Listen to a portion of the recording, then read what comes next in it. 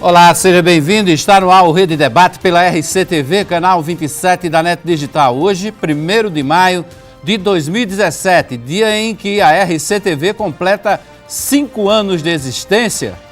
Exatamente há 5 anos eu estava aqui estreando na RCTV no programa 27 Segundos, que foi o primeiro programa a ir ao ar ao vivo na RCTV, uma terça-feira, e o entrevistado aqui da bancada comigo também ao vivo era o deputado federal Rômulo Gouveia. Hoje nós temos também um convidado especial neste Rede Debate de 5 anos, um convidado que vai falar tudo o que pensa a respeito da política local, da economia nacional, do que está passando esse país nesse momento tão importante. É o empresário, senador Roberto Cavalcante, diretor-presidente do Sistema Correio de Comunicação. Já aqui nos estúdios comigo também, os jornalistas Lena Guimarães, articulista política do jornal Correio da Paraíba, com uma coluna diária, a mais lida de todo o estado, e o jornalista Ecliton Monteiro, apresentador da 98 FM, âncora do Balanço Geral, também da 98 FM. A gente vai trazer aqui todas as informações, todos os detalhes de bastidores nessa entrevista também com o senador e empresário Roberto Cavalcante, a quem a gente já dá o boa noite, já nesse início de programa de Rede Debate. Boa noite, seja bem-vindo, doutor Roberto. Boa noite, um privilégio estar aqui com todos vocês. E vamos às perguntas, né? Porque senão o público vai mudar de canal. Verdade.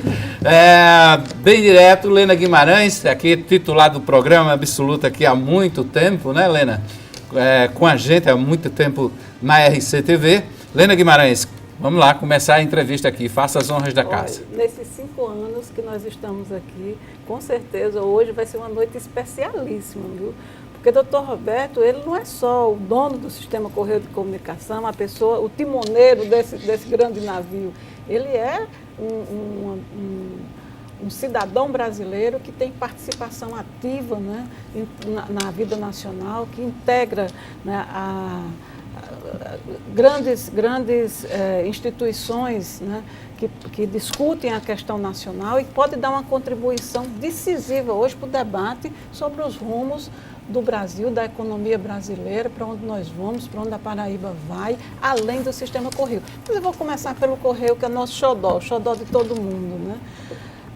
Vê mais uma das suas empresas, né, que são inúmeras, né, quase 2 dezenas, né, completando 5 anos, chegando no estágio, né, um estágio desse de sucesso, em que faz opinião, forma opinião na Paraíba. É gostoso, não é? É verdade. Eu tenho dentro do meu sangue o empreendedorismo. É uma coisa que está dentro de mim. Pode ser, vamos nos juntar para comprar um barco de pesca, ou vamos nos juntar para poder criar passarinho. Foi alguma coisa que mexa com o empreendedorismo, eu estou dentro. Eu nem viso o lado especificamente material, eu viso a realização do fato. E a RCTV foi talvez até um presente do Sistema Correio. Dentro de uma oportunidade, apareceu uma janela, que era um canal da NET, para fazer em sistema fechado. Nós já tínhamos a rede de TV do Sistema Correio, afiliada à TV Record. Então achamos por bem termos essa opção, que era uma opção que permitiria que nós armássemos a nossa grade dentro do modelo e dentro da disponibilidade de tempo que nós achávamos correto. Querer fazer era a sua intenção, mas você foi muito mais além, doutor Roberto, porque quando o senhor adquiriu o Correio da Paraíba, era um jornal falido, que estava 3 meses fechado, né? E eram 2 rádios também falidas, que estavam há muito tempo fechadas também. O senhor transformou isso no maior império de comunicação da Paraíba, que hoje explora todas as mídias digitais, né? Helena, eu concordo em parte com você, mas, na verdade, nós pegamos um sistema de comunicação que tinha uma característica, um DNA absolutamente diferente da maioria dos sistemas de comunicação. O Sistema Correio, no seu DNA, foi concebido por um empresário político, foi sonhado e gestado por talentos fantásticos, pessoas que marcaram época na Paraíba pelas suas inteligências, professor Afonso Pereira, Ascendino Leite, tantos outros, e que eu acho que esse carimbozinho de que nós compramos uma empresa que estava em dificuldades é verdadeira, mas aquela semente, a boa semente, faltava um pouco de água na boa semente, mas a boa semente existia. Então eu digo que, com muita vaidade e muita humildade, que o sistema Correios chegou às nossas mãos. Por exemplo, o primeiro momento de quem toma conta do quê, nós buscamos quem? Uma pessoa da integridade, da competência, de José Fernandes, que já estava conosco, e José Fernandes foi acessado a Alberto Barreto, que era um jornalista extremamente talentoso, criativo, que fez o primeiro acontecer do jornal Correio. Depois tivemos várias outras pessoas no comando das ideias, da concepção de ideias, da estratégia de comunicação do sistema Correio, e isso é como um jogo de armar. Aí, tendo uma boa base, foi mais fácil fazer a montagem final.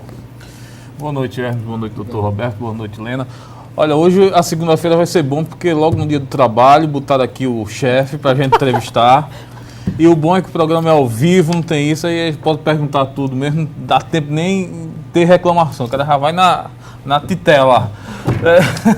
Doutor Roberto, o senhor é um grande empresário de comunicação na Paraíba. Quando se pergunta e quando se fala em comunicação, eu ando aí como repórter circulando na cidade, sempre se diz assim, já trabalhei no Correio. E é impressionante que o Correio da Paraíba parece uma indústria, porque além do pessoal que trabalhou aqui como repórter, tem o pessoal de apoio, que não é quem aparece, é muita gente que às vezes, um motorista no meio da rua, trabalha no Correio. Nesses anos todos que o senhor comanda esse sistema de comunicação, o que é que lhe dá mais prazer nisso tudo? Porque é rádio, TV, jornal, é uma perspectiva muito afastada das demais pessoas. Eu queria saber, é uma curiosidade até do funcionário, o que é que lhe dá prazer nesses veículos de comunicação? O que é que o senhor olha assim e diz, esse aqui é o meu xodó? Ou não tem isso? Olha, eu acho que sempre tem. Na vida, você tem que ser um pouquinho passional, você tem que amar as coisas individualmente e jogar para a plateia no coletivo, né? Dizer, não, eu gosto de tudo igual. Mas, na verdade, tem um detalhe na área de comunicação que fascina, que é a inteligência. Você não trabalha com gente burra. Se você entregar uma página, a Helena foi editora-chefe aqui do Sistema Correio, ela sabe, vocês têm programa nas mãos de vocês, a mediocridade, o jabuti não funciona em comunicação. Então, você conviver, eu evolui muito como pessoa humana, eu evolui muito como cidadão, na oportunidade que tive de, há mais de 35 anos, conviver com talentos e com inteligências. E eu sou um pouquinho esponja. Na hora que eu percebo que alguém é inteligente, eu tento interagir mais, eu tento me comunicar mais com essas pessoas. Então, eu me abasteço muito da inteligência dos que fazem o Sistema Correio. Pois é. E é inteligente também, porque terminou não dizendo um veículo, né? Eu doidinho para saber aqui um veículo. Se eu fosse apostar, olha, eu apostaria no impresso. Eu sou uma pessoa que tenho a habilidade de trabalhar, inclusive, com uma bancada que está aqui 3-1. Então eu vou dizer que meu xodó é o jornal, porque Lena realmente representa para a sociedade, representa pelo seu trabalho histórico dentro do Sistema Correio, ela é a cara mais do jornal. Então eu vou dizer que realmente meu xodó é um pouquinho a mídia impressa. E nessa história de ser a mídia impressa, doutor, outro dia eu fiquei honrado porque me deram o espaço lá na coluna de Informe ao lado de Adriana. E todo mundo, quando anda, diz assim, ah, rapaz, jornal tá com os dias contados. Jornal é isso, é aquilo. E aqui no Correio, o jornal que tinha histórico na cidade fechou as portas antes porque faliu. O segundo, no dia do jornalista, fechou as portas também. Aí o Sistema Correio abriu um jornal popular que o cidadão que nunca tinha interesse de ver um jornal compra em todo canto. E ainda tem o Jornal Correio. Eu me refiro ao Já e ao Correio. Ao invés de fechar o jornal, só decidiu abrir um outro segmento para atender um outro público. E todo mundo diz que o jornal está com os dias contados, está com a falência iminente. E no Correio, o senhor está remando contra a maré. Como é que explica isso, doutor? Olha, eu sou fascinado por história. Leio permanente, então, se for biografia, se for trabalho sobre alguém, eu me abasteço porque aquilo é verdadeiro. Eu não perco tempo, eu sou muito pragmático, eu não perco tempo com fantasia, com o lado do romance. Acho lindo a poesia e tal, sou sensível, mas aquilo que me abastece mesmo é a constatação da realidade, a análise histórica da realidade.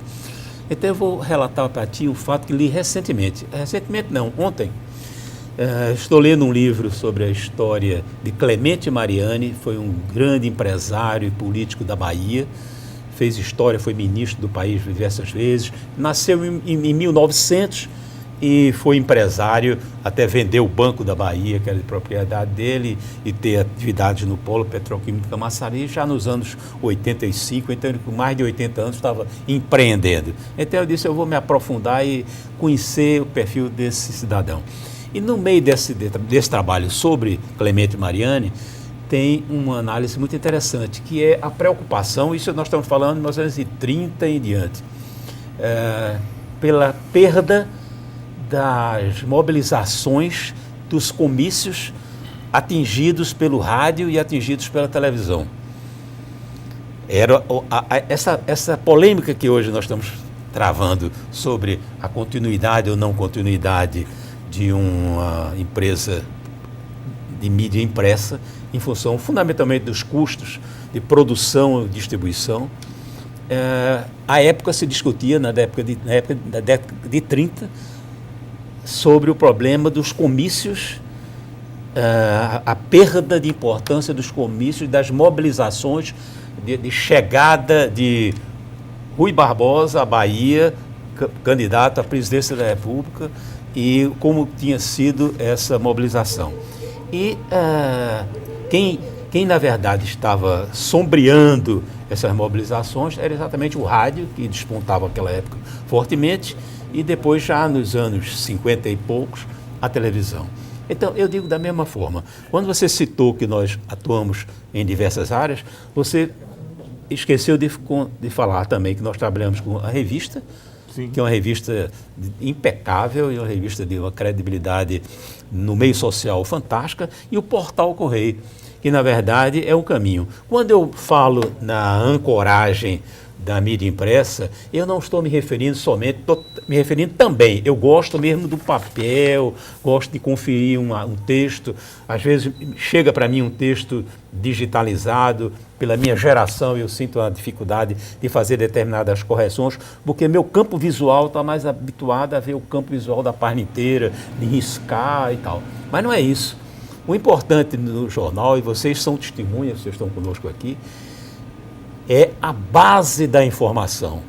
O que me fascina na mídia impressa é que se sair publicado no Correio da Paraíba uma matéria sobre um determinado fato, a consistência desse fato, a veracidade desse fato é muito maior.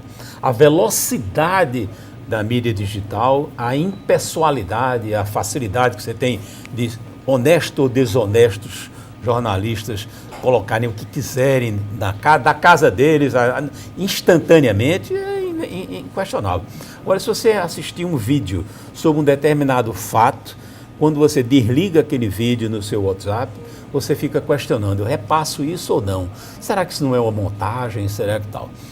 Você, quando recebe um jornal em casa, você não tem essa imagem. Você não fica pensando que aquilo é uma montagem, que aquilo é um documento.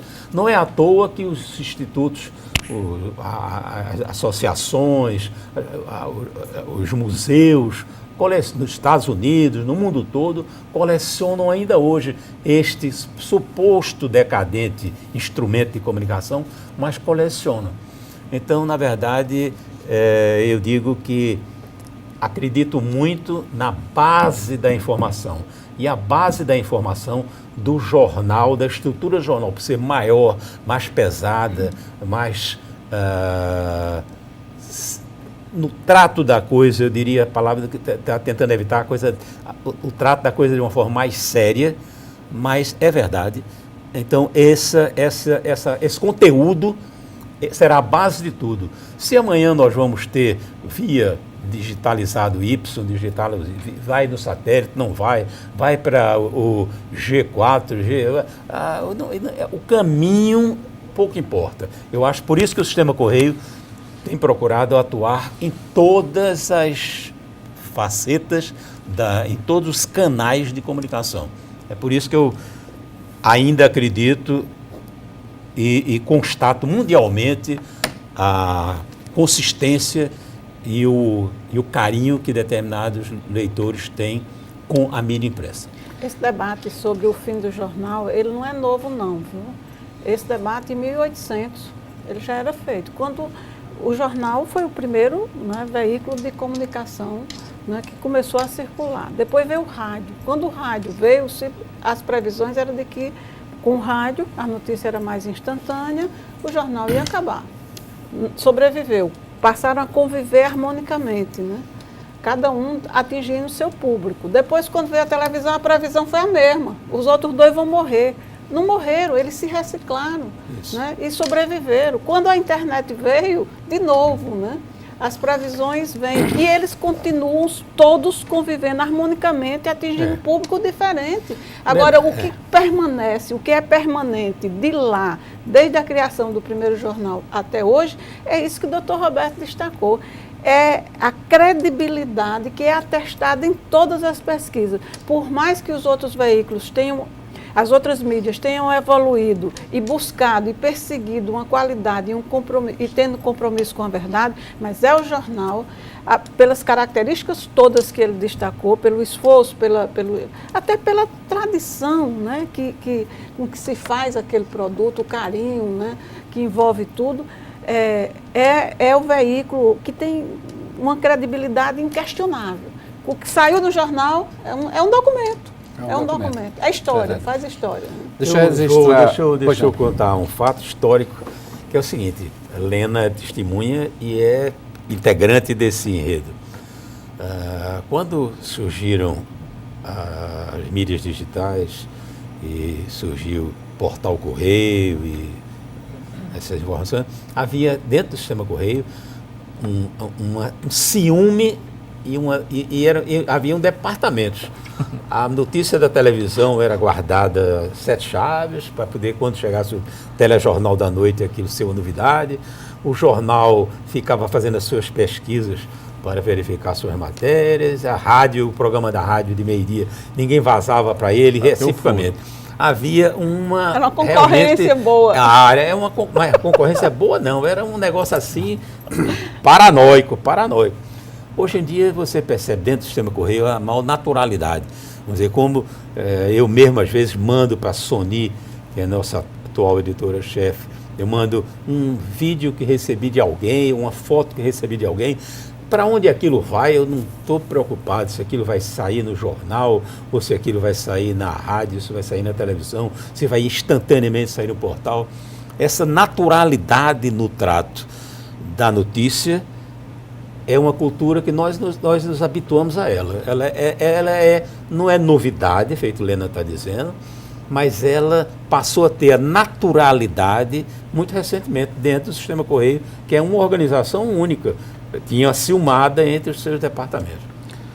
Pois bem, deixa eu registrar aqui a audiência da Paula Gentil, nossa diretora comercial, está nos assistindo. Paula, que esteve no final de semana aí participando de uma conferência, né, a Convenção Nacional da TV Record, trazendo aí muitas novidades.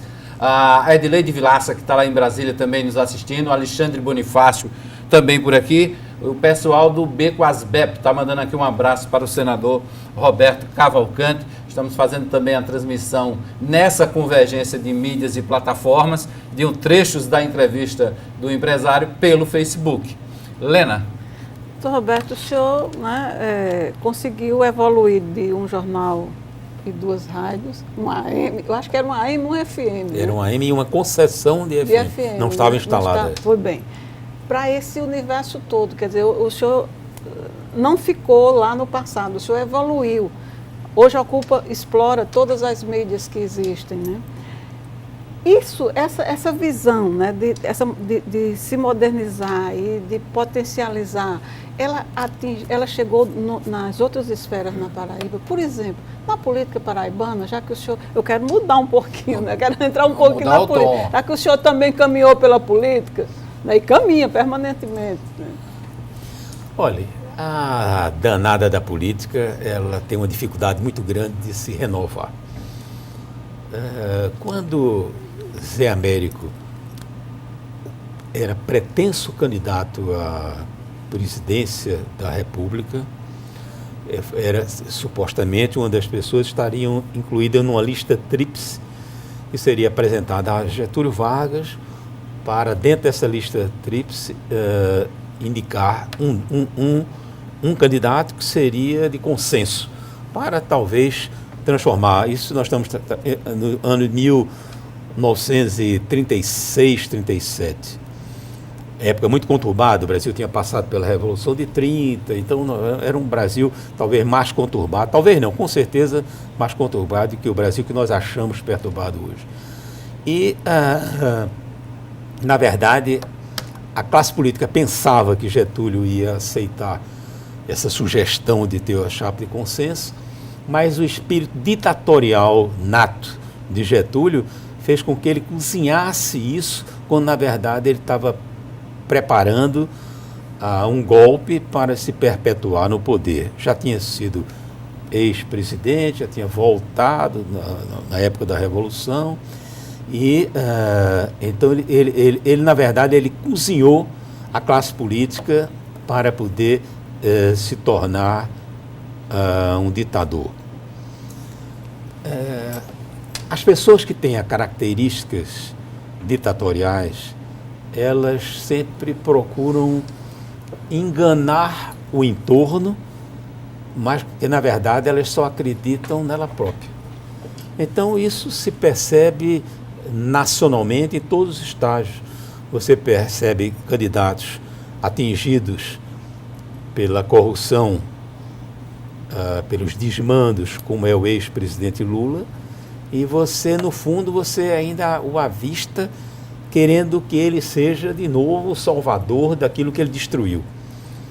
E se você for para uma São Sebastião do Museiro, eu estou dizendo isso com intimidade que tem com algumas pessoas que fazem política lá, vocês acreditem, fiquem certos que as pessoas que lá fazem política acham que elas são as salvadoras, elas são as únicas. Então eu digo que tem muito pouca inovação, é uma repetição. Se você gosta de história e você vai acessar a história da política nacional, você vai verificar que os ciclos se repetem, fruto dos mesmos problemas, que são as pessoas não partilham o poder. O poder é personalista. Quando você fala da construção do sistema Correio, você vai nunca ouvir Roberto Cavalcante dizer que eu fiz alguma coisa. Porque não é verdade eu dizer que fiz alguma coisa. Eu posso ter liderado alguma coisa, eu posso ter sugerido alguma coisa, mas o sistema Correio é uma organização que a gestão é extremamente partilhada. Tem comando, tem centralização, tem hierarquia, porém ele para Roberto Cavalcante fazer aquele artigo de quintas e domingo, aquele artigo passa a mão de várias e várias pessoas. Eu busco a ideia, eu troco a informação sobre se aquela ideia está adequada, aí vou para outra pessoa e diz, olha, eu estou pensando isso aqui, o que é que você acha, tal. Até a redação final e a correção final passa por várias pessoas que me ajudam a errar menos. Eu posso ter o DNA nato de algumas ideias, como é o caso dos artigos, mas eu jamais diria que eu fiz um artigo que foi 100% na lavra de Roberto Cavalcante, ou 100% da conferência Roberto. Feito jamais. Agora mesmo está sendo montado e está sendo finalizada uma televisão nova nossa em Campina Grande, na qual eu passo de raspão. Beatriz, minha filha, quem capitaneia, quem toma conta, toda a parte de gestão técnica, gestão administrativa, tem coisas que eu não sei nem de que forma vão acontecer. Então, isso jamais acontece na política. Na política é o eu. Eu sou o chefe, eu sou quem manda, eu é quem vou indicar, eu é que fiz, eu. Então, daí a minha aversão às pessoas que são o eu. Quando eu vejo um cidadão dizer que eu faço, eu fiz, eu posso fazer, o eu fere minhas entranhas. Então é isso que talvez seja uma das razões pela qual eu não tenha tido uma apetência maior pela política. Porque quando você entra na política, você é cercado 360 graus do eu. Aí eu estou fora. Bom, a gente vai fazer um intervalo. Deixa eu registrar logo aqui o Paulo Henrique, o Alisson Campelo, o Lindenberg Araújo, a Daniela Rabelo nos acompanhando também. A gente vai para o intervalo agora do primeiro bloco. Na volta do segundo bloco, essa bancada vai aumentar um pouquinho. Vem aí também o nosso correspondente em Brasília, Edil Magalhães, que já está aqui nos estúdios, vai participar também dessa entrevista aqui do Rede Debate, desses 5 anos da RCTV, hoje recebendo o empresário Roberto Cavalcante, diretor-presidente do Sistema Correio de Comunicação. Fique ligado e a gente volta aí em seguida, é rapidinho o nosso intervalo.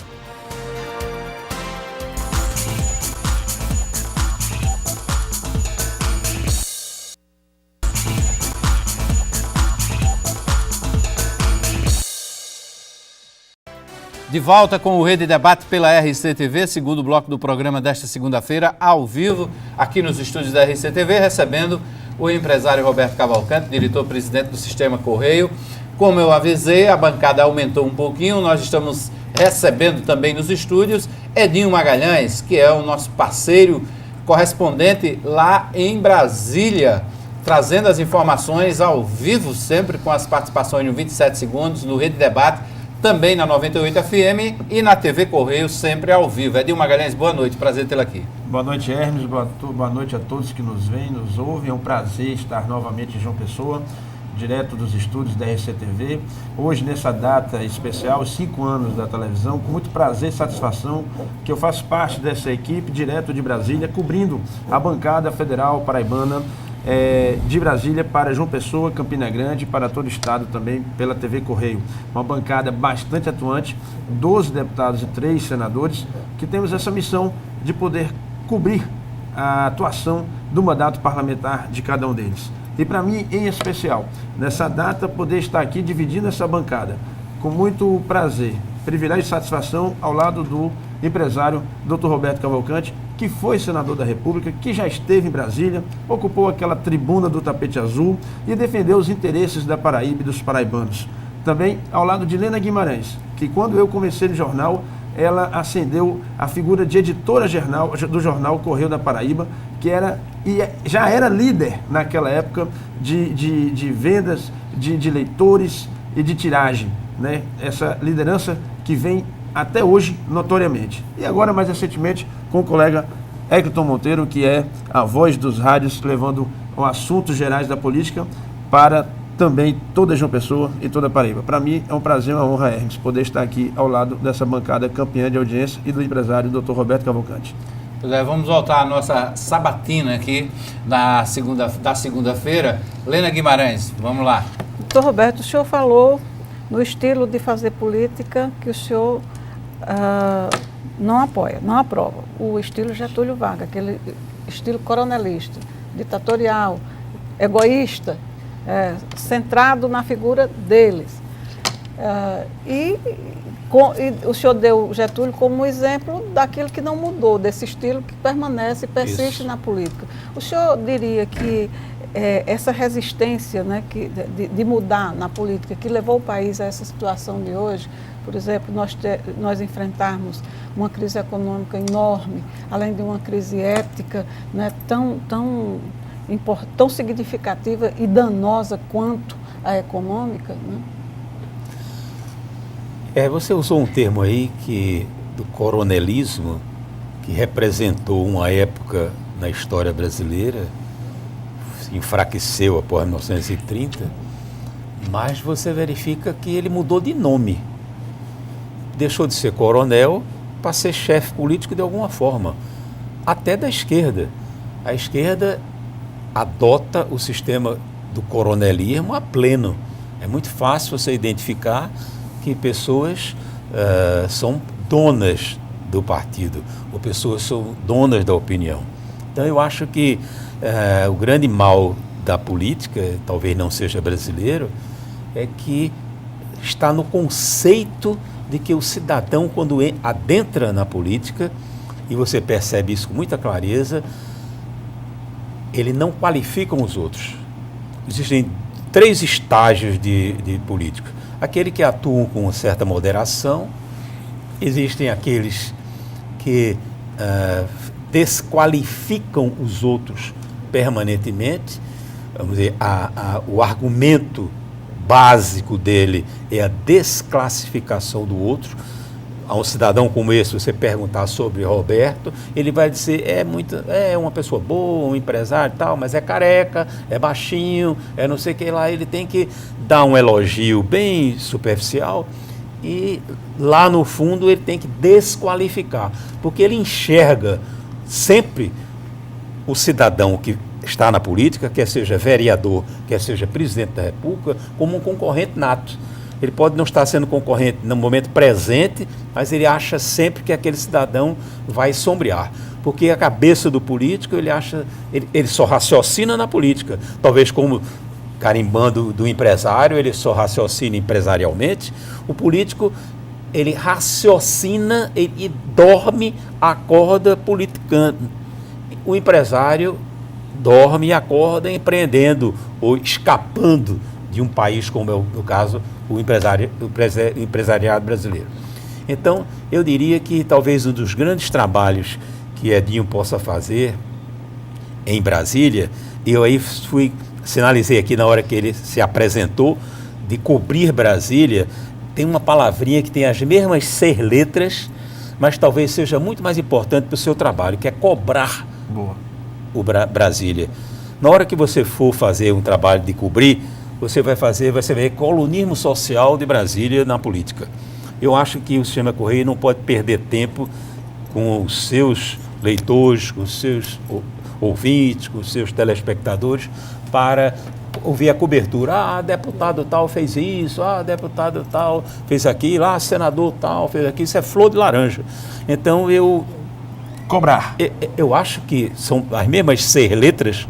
Em lugar de você cobrir, você deveria cobrar em nome de um sistema de comunicação aquilo que a população gostaria muito que acontecesse. A população, ela se atende no colunismo social quando é flor de laranja, mas ela, na verdade, ela precisa muito que o jornalismo seja feito na base da cobrança. Cobrança na ética, na moral, também no compromisso que eles assumiram desde a época da campanha para beneficiar os paraibanos e a própria Paraíba. Você vai evitar a fraude eleitoral que é corriqueira no país, a nível de presidência da República, a nível de um vereador. Então, eu acho que você está aí para, eu usar um termo forte, desmascarar o cidadão. E você desmascarando, na hora que você tira a máscara, ele é um homem de bem, ele é competente, é formidável. Na hora que você desmascara, ele é incompetente, ele é personalista, ele está ali só para poder fazer dinheiro. Quando você vê ele disputando a liderança de uma bancada, o objetivo dele basicamente é a partilha daquele dinheiro e não trabalhar para o povo. Então, nessa hora, eu acho que é que funcionalmente atua a sua missão como jornalista. Se for de forma contrária, você vai simplesmente dizer que há uma disputa entre o cidadão X, o político X, o cidadão Y e tal, e porque tal apoia, não apoia. Isso não é o mérito. Você deve entrar no mérito. Por que aquele cidadão está querendo tomar conta de um abacaxi? O senhor disse que o político só pensa em política. O senhor foi senador durante 2 anos. Depois não concorreu a outros cargos eletivos. O que é que acontece? Roberto Cavalcante decidiu não ficar pensando só em política ou ainda pensa em política? Dá para conciliar a política com o empreender? Olha, eu queria ser bastante franco. Eu tive uma oportunidade fantástica e eu devo isso inegavelmente ao atual senador de Zé Maranhão, porque eu era suplente de Zé Maranhão. Então, eu não fui eleito com voto popular. Então, eu fiz um trabalho, me dediquei ao máximo, mas talvez a grande oportunidade que eu tenha tido, razão pela qual, para determinadas pessoas, eu tenho uma boa imagem de ter passado pelo Senado, primeiro, foi uma experiência de, como empresário, eu ter tido a oportunidade de conviver com o Congresso Nacional. Isso é importantíssimo para você entender o mecanismo. Muito bem. E o segundo ponto importantíssimo, razão pela qual eu sou favoravelmente contra o instrumento da reeleição, quando eu entrei no Senado, eu tinha dentro de mim a convicção e a certeza de que eu não ia pleitear uma reeleição. Então eu gastei todo o meu tempo com o parlamento, todo o meu tempo nas comissões, porque eu não precisava vir nas bases, eu não precisava fazer politicagem, eu não podia fazer tal. Então o meu rendimento foi integralmente dedicado à minha produção parlamentar. Que vantagem eu tive, porque eu via o desespero de determinados colegas, eu via o meu entorno preocupado com coisas que eu absolutamente não estava preocupado. Então isso me deu um descomprometimento muito forte e fez com que eu tivesse... Uma reeleição, né? Porque com a reeleição. As causas da Paraíba... Mas isso eu tenho a grande oportunidade, conhecendo a mecânica hoje, eu tenho a grande oportunidade de fazer com que vocês, jornalistas, através dos canais de comunicação que nós temos, possamos dar uma contribuição perante a opinião pública de um real encaminhamento da boa política. Doutor Roberto, por tudo que o senhor conhece da política, pela história política do nosso país, pelas práticas políticas que todos testemunhamos, por essa realidade de bastidor de política que a Lava Jato mostrou ao Brasil, o senhor avalizaria a frase do ex-deputado Elias Murá, de Minas Gerais, segundo ele, o Brasil progride enquanto os políticos dormem, né? Porque quando eles estão acordados, eles estão atrapalhando quem produz esse país, né? Não, eu discordo, Helena, eu discordo. Eu acho que no meio parlamentar existem pessoas que têm boa intenção. Eu, empresarialmente, eu sou cria de um atual senador, que foi meu colega de primeiro emprego, primeiro trabalho, foi Cristóvão Buarque. E Cristóvão Buarque, se você fizer a análise da trajetória dele, mas ele é um economista em Pernambuco, dono de um escritório de projetos que eu trabalhei junto com ele, fomos companheiros nesse escritório. Depois ele foi reitor de Brasília, destacou, governador de Brasília, senador. Você vê que ele tem uma coerência e tem um trabalho. Eu tenho certeza de que eu estou nominando um de fora por ser mais confortável para mim do que citar paraibanos, que seria no desconforto de determinadas omissões. Mas eu diria que tem políticos que pensam grande, pensam na política, não só atrapalham. E nós temos visto esses grandes políticos acontecerem agora por ocasião das reformas. Isso. Temos assistido a coragem, porque na verdade eu diria que os verdadeiros políticos, os corajosos políticos, são os políticos que estão proporcionando ao país entrar na modernidade ou sair da obsolescência e assumindo essa posição. Porque o patrulhamento, as esquerdas fazem um patrulhamento histórico, isso faz parte do manual de esquerda. Então, eu hoje me sinto muito confortável, né? Eu vou contrariar uma grande amiga minha que me ajuda na parte política, sobre um tema que é reacionário. O termo reacionário, eu botei até no último artigo meu, o termo reacionário, o título, às vezes você não entender por quê. Aí eu quero confessar o porquê. Porque, historicamente, eu sempre, de menino, rapazinho, tinha 18 anos na Revolução de 64. Então, daquela época até hoje, eu sempre me considerei uma pessoa que eu tinha determinados comportamentos mais conservadores. Eu sou tão conservador porque vou aceitar a carapuça de conservador. Mas eu não aceitava a carapuça, e eu era instigado a botá-la, que era de ser reacionário. Por quê? Porque eu, que não tinha nada, minha origem é muito simples, eu sou filho de um professor universitário e de um assistente social, então não herdei terras, não herdei empresas, não herdei nada, então eu não tinha dentro de mim por que querer reagir a mudanças. Pelo contrário, eu como queria acontecer na vida, eu deveria ser nato, favorável à mudança. Por isso é que me incomodava eu ser carimbado de reacionário. Mas com que prazer eu hoje, determinados cidadãos de esquerda, quer sejam meus colegas aqui dentro do Sistema Correio, quer seja lá fora, quer seja em artigos, reagindo às mudanças. É inconcebível um cidadão que tenha uma condição intelectual razoável ser radicalmente contra as mudanças. Por quê? Porque aí você está no carimbo do reacionário, você está reagindo às mudanças. Então, existem mudanças que você deve analisar, pesar e tal, mas determinada mudança, eu sou contra a terceirização. Terceirização vai prejudicar, precarizar o operário ou no cidadão. Até este conceito de operário e patrão, ele é coisa absolutamente demodé. Hoje em dia o relacionamento é absolutamente distinto.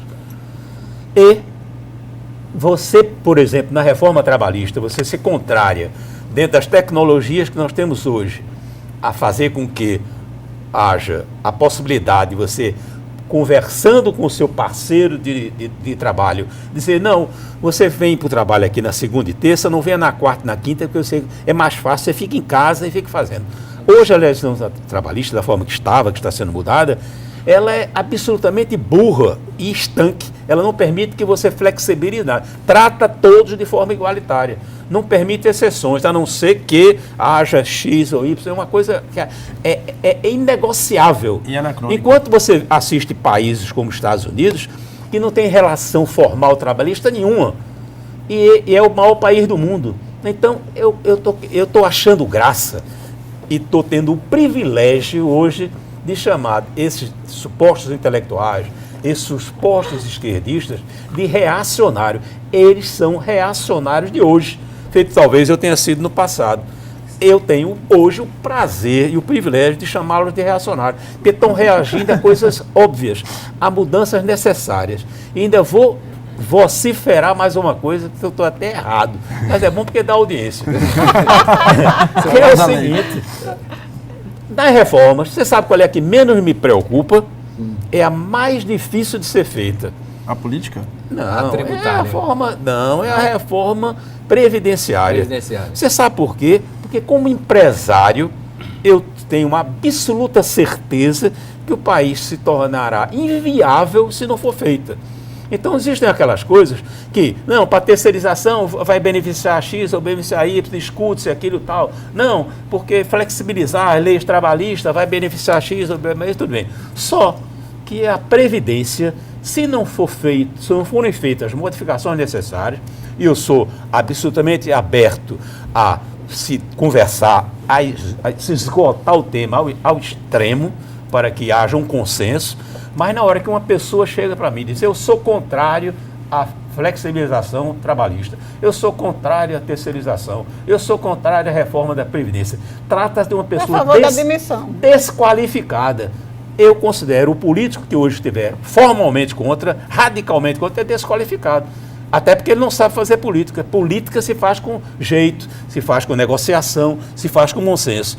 Na hora que você encontra um cidadão que diz, não, eu vou votar contra a reforma de todo jeito, eu acho graça, eu o desclassifico tecnicamente. Por quê? Porque ele não tem competência de discernir entre o certo e o errado, de tirar o joio do trigo. Não, eu não vou concordar com esse pacote do jeito que está. Se mudar a cláusula A, B, C, igual a um contrato.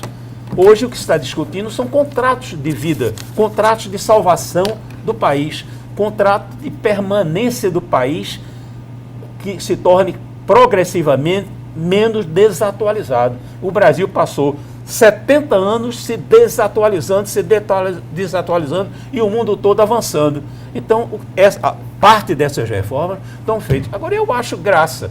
Eu recentemente estou falando demais numa resposta só. Estou sendo quero saber da reforma. Mas não é verdade, é importante. Mas tem uma pergunta aqui no telespectador. Determinadas pessoas chegam e dizem, não, eu sou contra a terceirização, porque eu não emprego ninguém, quando eu faço, eu contrato uma pessoa para fazer, aí eu acho graça, porque essa pessoa nada mais está fazendo do que terceirizar individualmente a sua vida.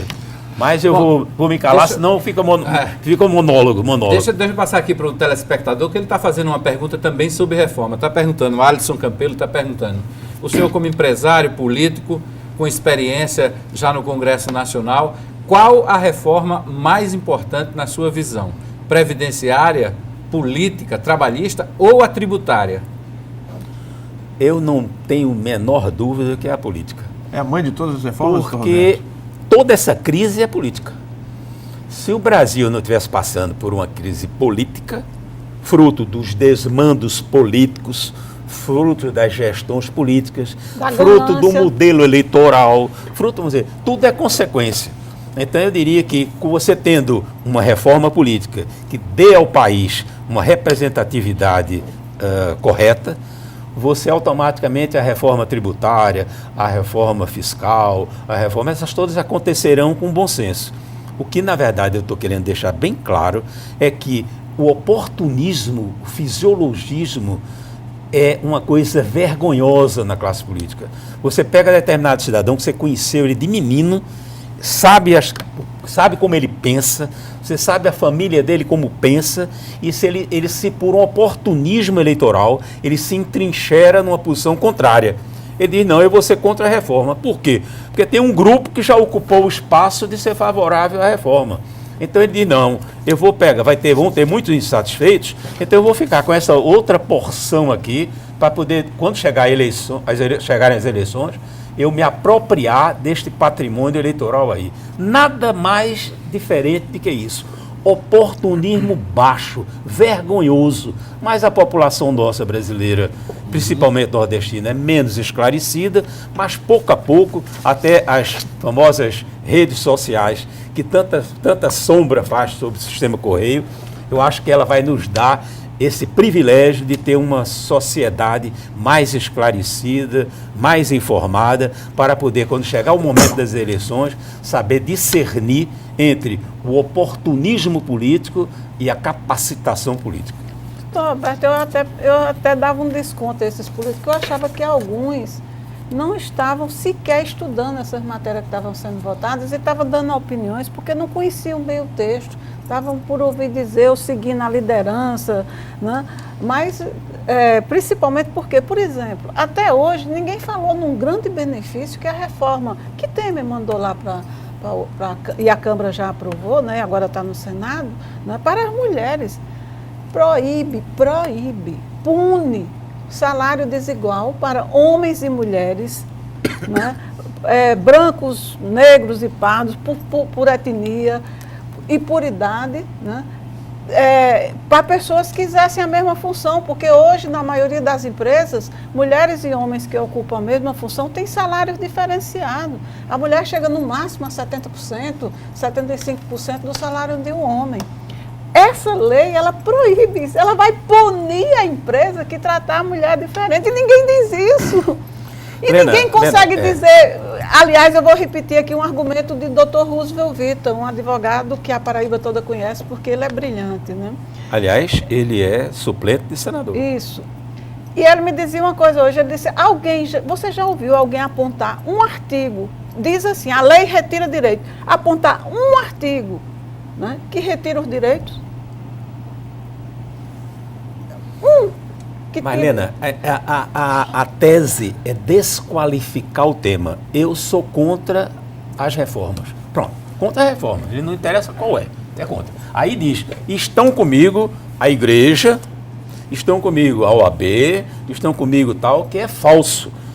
Primeiro, é a OAB em termos. Quem é que está representando a OAB nesse momento de fazer essa declaração? É a igreja, é a CNBB, nenhum respeito eu tenho por ela. Então, o que eu acho desclassifico da mesma forma que quem hoje defende a reforma é desclassificado por ela. Se é para generalizar a jogada, eu os desclassifico e eles nos desclassificam. Porque considera, foi do empresário, então tem que ser desclassificado. Foi feita uma reforma, não desce ao mérito. Se descer ao mérito tal. E ainda vou jogar lenha na fogueira para se tornar mais polêmico. Essas mobilizações que estão acontecendo, a dor de cotovelo, o incômodo, não é porque vai acontecer que tal pessoa vai ter dificuldade de se aposentar ou não, porque a terceirização vai provocar X ou Y, não. É fundamentalmente porque tem um detalhe dentro dela, que é tirar a obrigatoriedade da contribuição sindical. Porque o país é o país do absoluto desmando sindical no mundo. O Brasil tem mais sindicato do que o mundo todo somado junto. Então, na hora que essa mamata acabar, e essa mamata não é o empresário, não é o profissional liberal, não é que abastece, não. Quem abastece é o pobre, é o operário que tem retirado do seu salário compulsoriamente. Ninguém vai impedir que os sindicatos atuantes, eficientes, sejam reconhecidos pelos seus membros e eles espontaneamente façam as contribuições. Você frequenta uma igreja, você acredita no pastor, ou no pároco, ou quem for, e você dá uma contribuição porque você acredita naquele trabalho. É assim que funciona. Na religião, normalmente é assim. No sindicalismo, não. O sindicalismo obriga compulsoriamente ao operário pagar parte do seu salário para manter no poder durante 20, 30, X anos um grupo que manipula esse sindicato ideologicamente ao seu bel prazer. Então, eu acho que talvez, quando se me perguntaram qual é das reformas que vai acontecer no país, e que eu diria que a política é a mais importante, mas dentro da política, essa modificação de critério para deixar que seja espontâneo e proibir, vetar a obrigatoriedade, isso já vai construir um benefício para o país fantástico. Ok. Nós vamos a mais um intervalo. Deixa eu registrar aqui a audiência do Ivanildo Rodrigues, do Alisson Campelo, que fez a pergunta, Josemir Costa, que está por aqui, o Nego Bocão Medeiros também, Roberto Porto Chaves, Eduardo Jones está dizendo o senador Roberto prestou um excelente serviço e trabalho para Paraíba. Disse aqui, parabéns pela entrevista, um grande aprendizado. Paulo Antônio Nóbrega está também mandando os parabéns aqui pelos pontos de vista do doutor Roberto. Gessiane Miranda está por aqui e o Alisson voltou aqui dizendo que concorda que deve existir uma reforma política urgentemente. Vamos ao intervalo e a gente volta em seguida, rapidinho, com o terceiro bloco do Rede Debate, aqui ao vivo na RCTV. Fique ligado e a gente volta em seguida.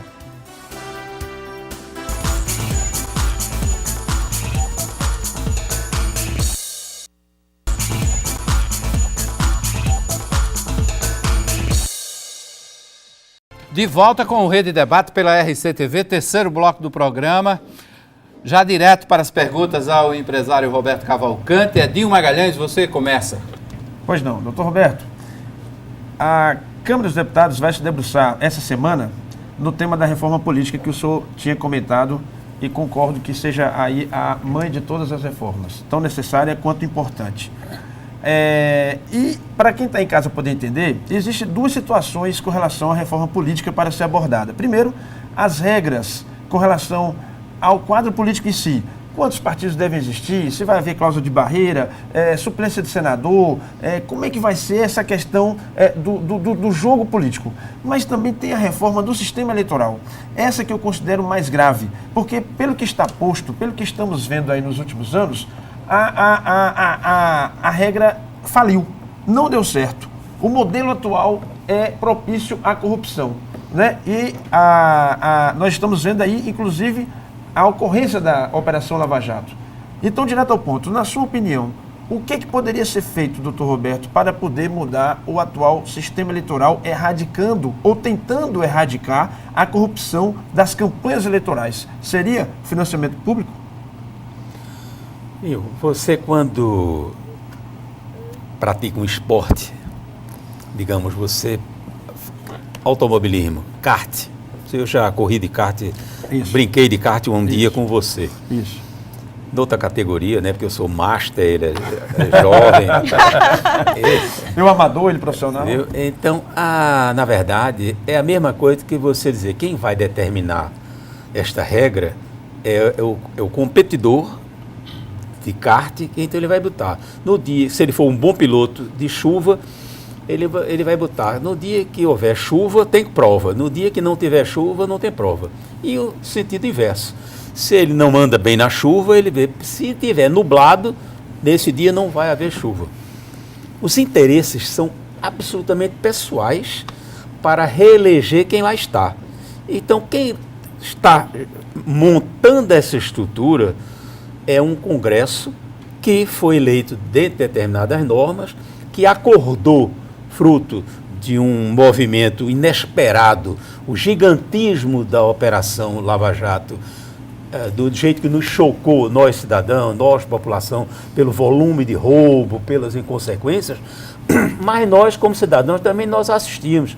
Nós assistimos os arautos, as águias eleitorais, que eram determinados profissionais que quando chegavam na época da eleição, sobre o carimbo de fazer assessoria de comunicação, assessoria parlamentar, assessoria e tal, cobrava de um governador, candidato a governador, R$1 milhão e tal.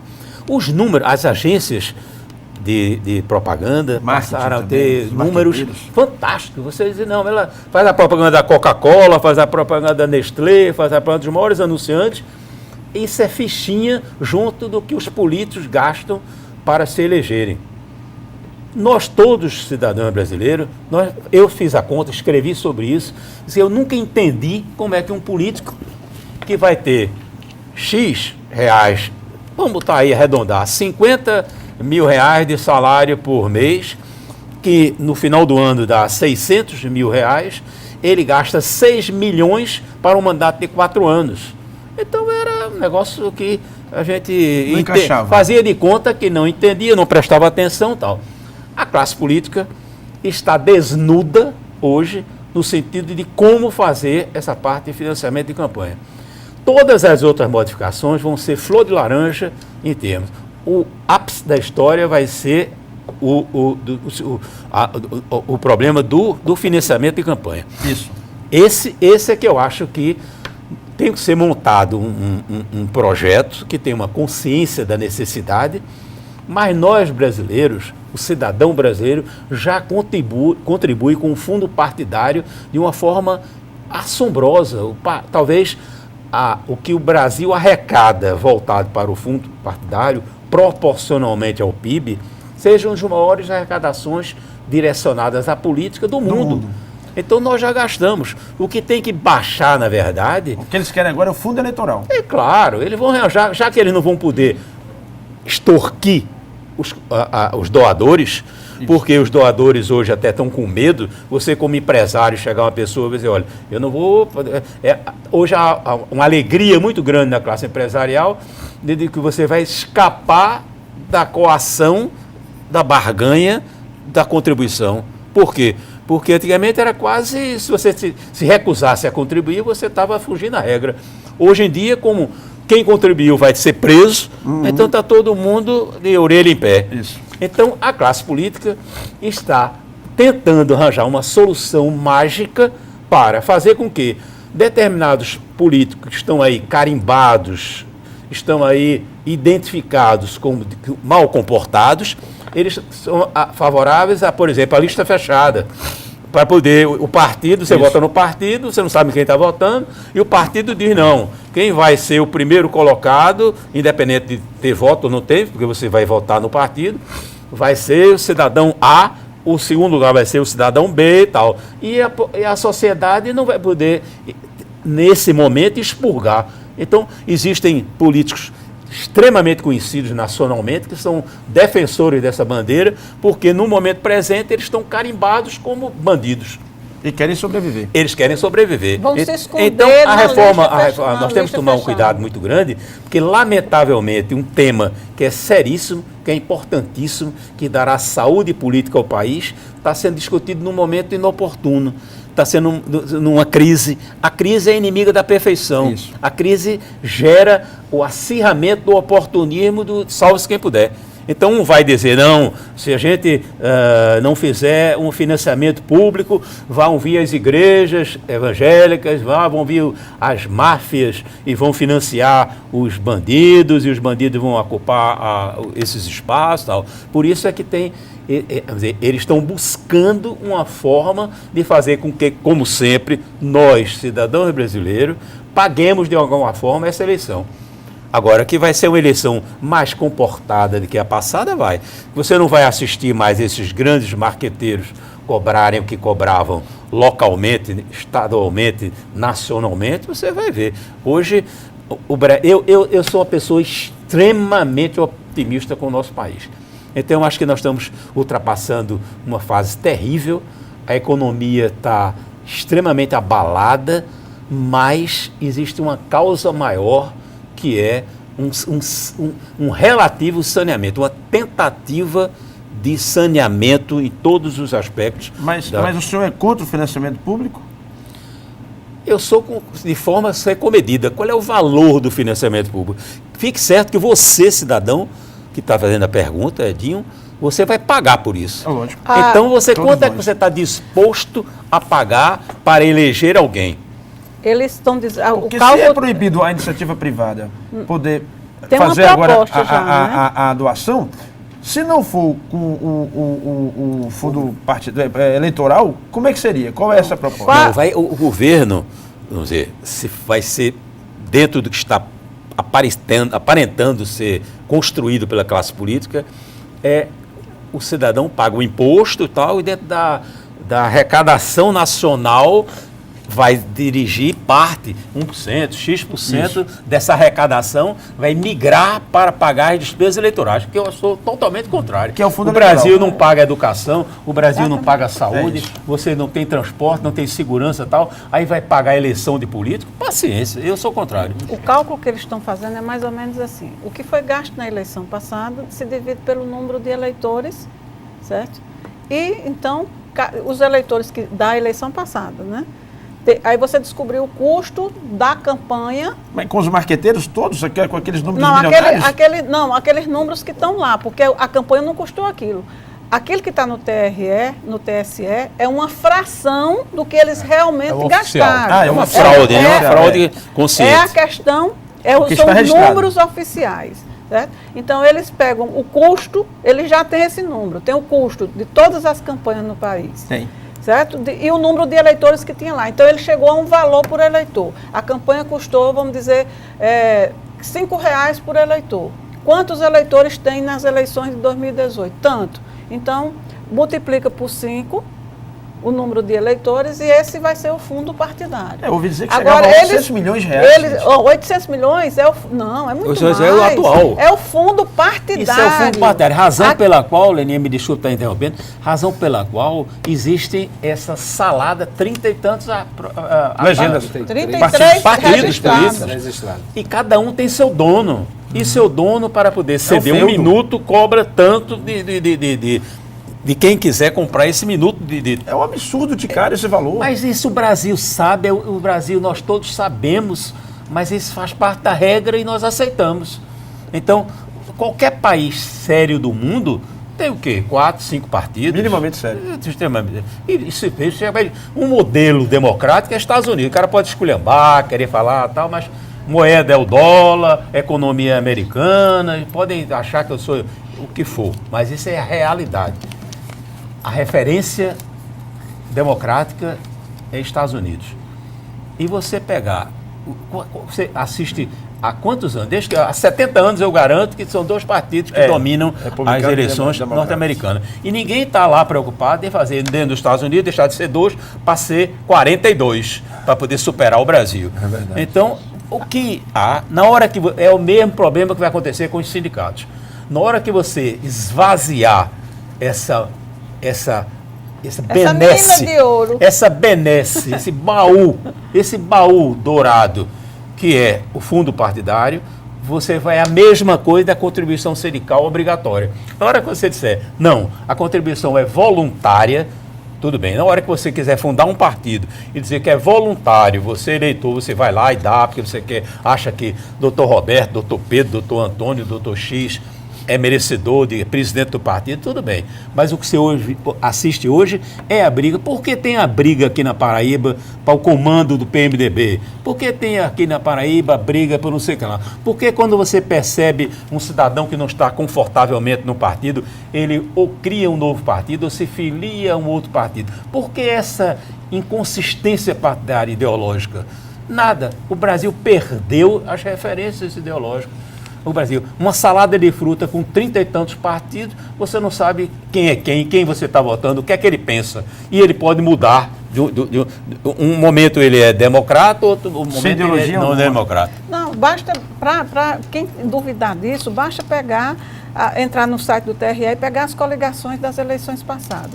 Numa mesma coligação, tem partido que vai da extrema esquerda à extrema direita. Na mesma coligação, os partidos se declaram de extrema esquerda e de extrema direita e estão tudo junto no mesmo projeto. Sim. Isso é impossível.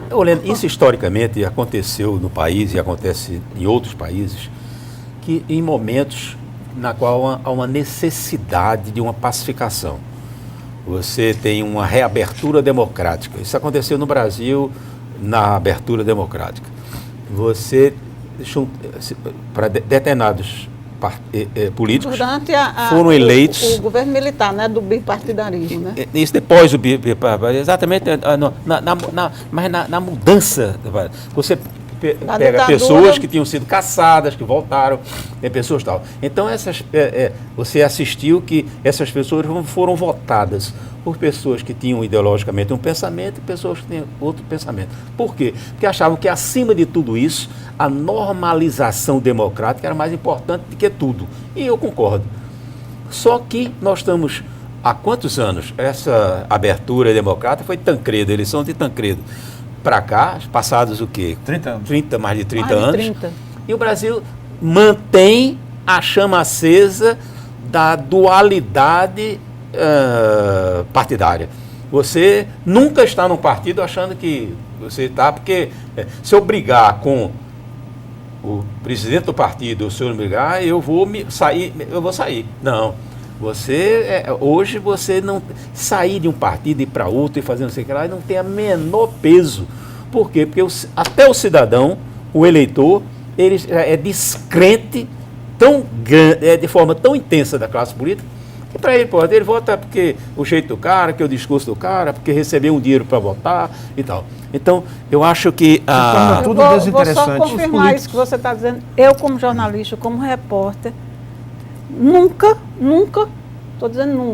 ouvi de um político como explicação para a mudança partidária problemas ideológicos. Nunca. Ele nem só toca. na alegação oficial tem. Nem toca nisso. Né? A Você questão assiste... eu perdi meus espaços dentro do partido, eu estou sendo... Né, Leninha, você assiste coisas muito piores.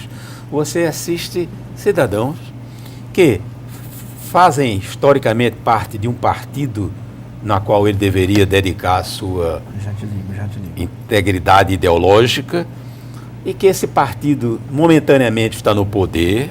Pois vou citar um caso aí, PMDB, está no poder porque foi parceiro do PT, hoje jogam as setas todas, as reformas, a reforma de Temer e tal, isso é até no sentido, com o maior respeito que eu tenho ao presidente da República, mas eu considero que é até uma tática pejorativa. Porque o governo Temer, essas reformas que estão acontecendo e que vão acontecer, elas não são de Temer, de não Temer e tal, elas são do Brasil. Elas são reformas que visam viabilizar o Brasil. Mas vamos lá no carimbo.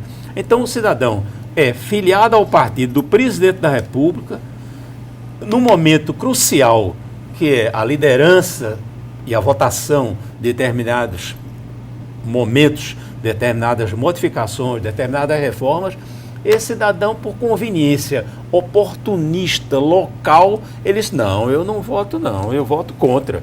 Eu voto contra. Baseado em que vota contra? Se que for ideológico, saia do partido imediatamente, antes de votar. Fique sem partido. Por quê? Porque você não pode votar contra o seu partido numa coisa que o partido, fechar questão em um partido, eu diria que é o último instrumento de um partido. Fechar questão deveria ser nato. Se você acredita em Deus, você vai votar no time de Deus. Se você acredita no Satanás, vota no Satanás. Então vocês, não, eu estou com Deus, mas hoje, nessa votação aqui, eu vou votar com o Satanás. Uma vela para uma vela para outra. Peraí, meu amigo, peraí, onde é que está? É uma incongruência, é uma falta de pudor político. O que o Brasil assiste hoje é falta de pudor político pela classe política. Mas isso está também no posicionamento das bancadas hoje, né? Você pega uma bancada de um partido, o partido elege uma bancada para a Assembleia Legislativa. Metade está com o governo, metade está com a oposição. E o partido não faz nada. Não convive muito bem com isso, porque quem ficar bem na próxima campanha, ele está bem também. Estimula. Agora, me permita isso me faz lembrar, Lena, esse comentário, os telespectadores devem ter assistido aí a conversa paralela, que está no ar. Mas, na verdade, me faz rir muito de determinadas famílias que eu assisti sempre, e isso acontece em Pernambuco, na Paraíba, em todos os lugares, na qual eles se dividem. Um é de direita, outro é de centro, outro é de esquerda. Feito nas famílias tradicionais, um era padre, outro era polícia, outro era justiça, outro era médico e tal. Eles se dividem para a família estar bem protegida. Acomodar. O doutor Roberto fica falando essas coisas e eu lembrando de umas figurinhas, sabe? Você vai acertar. Realmente eu não posso nominar ninguém, mas todos são meus amigos. Mas, na verdade, é assustador a falta de consciência partidária no Brasil. É assustador. Eu não estou me referindo à Paraíba, não. Vamos para o meu Pernambuco é a mesma coisa. Não, e o interessante é que tem casos assim, que o político, ele faz uma coisa, para ele é normal fazer aquilo, mas quando o outro faz, né, aí é anormal, não pode, aí está afrontando direito. Lena, você está me dando uma oportunidade de também externar. Hoje eu estou extremamente boca rota. Muita gente vai puxar minha orelha quando eu chegar em casa. Mas, na verdade, isso se assiste o seguinte: 90% das pessoas que pregam alguma coisa dizem do outro, é aquilo que eles fazem. Vamos dizer, olha, é um absurdo você nomear uma pessoa e botar no carro comissionado e tal. Por baixo do pano, ele foi quem mais fez carros comissionados. E todos os exemplos das pessoas que falam politicamente por determinados comportamentos do outro, está querendo dar um golpe porque não sei o que lá e tal. Fique certo de que quem está querendo golpe é quem está acusando o outro de dar o golpe. Isso é o zero e vezeiro na Paraíba, é o zero e vezeiro na classe política do Brasil todo e, acredito, do mundo. Doutor Roberto, o senhor fala com muita... Eu queria só complementar aqui uma coisa, me permita? À vontade. Não, porque a questão da Inglaterra, o exemplo da Inglaterra de comportamento político, né? O ex-primeiro-ministro, que foi contra a separação da Inglaterra da Europa, da União Europeia. A saída da Inglaterra da União Europeia. E quando ele perdeu a votação, ele com muita dignidade renunciou ao cargo. Ele achou que ele não representava mais a maioria. Não o pensamento, mais. Exatamente. Ele tinha mais 2 anos. Declinou. Ele tinha mais 2 anos de mandato. Isso aconteceria quando no Brasil? Nunca. Quer dizer, e ele renunciou ao mandato de deputado depois, né? Renunciou à presença dele no parlamento para não atrapalhar. Isso. Né? Para a presença dele ali não ser, né? Quer dizer, é diferente, um político desse merece respeito. Mas é outro tipo de eleitor também, né, Lena? É outro tipo de eleitor. Quando o doutor Roberto fala em mudança necessária com relação à questão dos políticos, né, da falta de ideologia partidária, a gente tem que falar e comentar aqui uma dura realidade, né, a falta de interesse da participação popular. Nós não podemos mais ser ignorantes políticos, achando que não votar ou votar em tiriricas vai resolver o problema. Pelo contrário, vai piorar. E acho que o doutor Roberto pensa assim também. É preciso ter maior participação, acompanhar e fiscalizar o seu voto. Valorizar a cidadania que nós temos, porque o momento de mudar é aquele momento do voto. Porque o Congresso Nacional é um reflexo da nossa sociedade. Eu não quero simplesmente dizer que cada governo tem, o povo tem o governo que merece. Mas há um reflexo. Eu diria o seguinte, eu diria que cada economia tem o governo que merece. Por conta das distorções. As distorções é que causam isso. Você pega uma votação em determinados estados que tem uma distribuição de renda mais equânime, você verifica que há uma politização mais competente. Você, quando chega, lamentavelmente, na região norte, região nordeste, você tem esses desequilíbrios, você pega o ouvinte, o telespectador que está nos assistindo, é uma minoria. Porque essa hora o operário está dormindo, porque ele amanhã, às 4 horas da manhã, às 5 horas da manhã, ele tem que pegar um transporte. Então, até esses espaços, eles não são distribuídos de forma equânime. Você verifica que até muito pouco tempo, você tinha no campo uma total desassistência de eletricidade. Você, então, era incapaz, você tinha um radinho de pilha, eu fui da época do radinho de pilha no ouvido, que fez com que o agricultor levasse para a roça e ficasse sabendo, pelo menos, que um avião caiu, que o governador ia chegar, que num determinado... Antigamente, ele só sabia que o governador ia chegar ou que um avião caía se o chefe político comunicasse. Muito recentemente, nós estamos trabalhando aí em 1930 para 40, o voto inexistia no Brasil, votava 2% da população. As eleições eram fechadas com apenas 2%, 1,tanto% de participação, até as eleições pós-1930. Então, essa democracia brasileira, ela é muito jovem e ela está sendo retardada pela desqualificação econômica do nosso povo. Na hora que você conseguir partilhar isto, na hora que você conseguir dar uma economia mais pungente a todas as regiões, automaticamente nós vamos ter. E abraçados com a mídia social, que é a grande fantasma de alguns medíocres que analisam comunicação, eu sou inteiramente favorável, recebo de braços abertos e acho que a evolução tecnológica é fantástica. É porque existem dois aproveitamentos. Nas mídias sociais você faz um debate, mas a informação que se busca é sempre a informação dos veículos de comunicação que tem conceito. Você vê nas mídias sociais a reprodução do que o Correio publica, do que a Folha de São Paulo publica, do que o Valor Econômico publica, e a partir dali se faz um debate, né?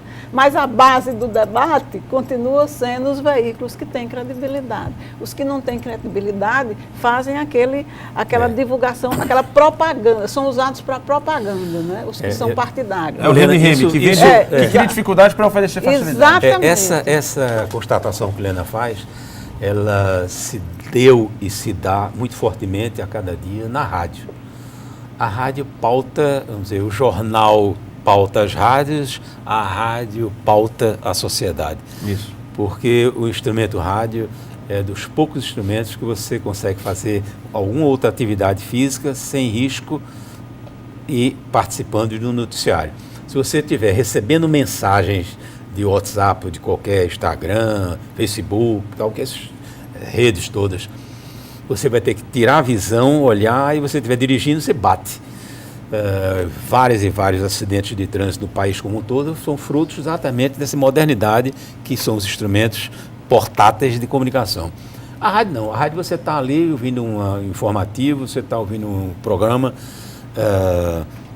Então eu acho que a contribuição da imprensa como um todo é importantíssima. Eu acho que nós todos, razão pela qual quando você abriu aqui o Cobrir o noticiário de Brasília, a atuação parlamentar de Brasília, eu lhe instiguei de você, no lugar de cobrir, você cobrar, porque senão você vai ser cobrado e você vai ser colocado no canto da parede por determinados maus políticos, que se você não disser aquilo que ele quer que seja dito, ele vai lhe descredenciar, lhe desqualificar, e ele precisa ir atrás de você para ele ter a competência de ter uma boa atuação e aí sim você fazer o seu estado repercutir. Doutor Roberto, o senhor fala com muita propriedade sobre as reformas e de quem conhece de fato. E por isso que eu queria saber do senhor o seguinte, vez por outra aparece uma crítica, outra às reformas. Vez por outra não, todo dia, né? Pelo menos tem um grupo do país que instrumentalizado para não dar certo. Critica bastante as reformas. Por isso que eu queria saber do senhor, aonde é que estão as falhas da reforma trabalhista e da reforma previdenciária? Em detalhes mínimos, porque no macro estão todos certos.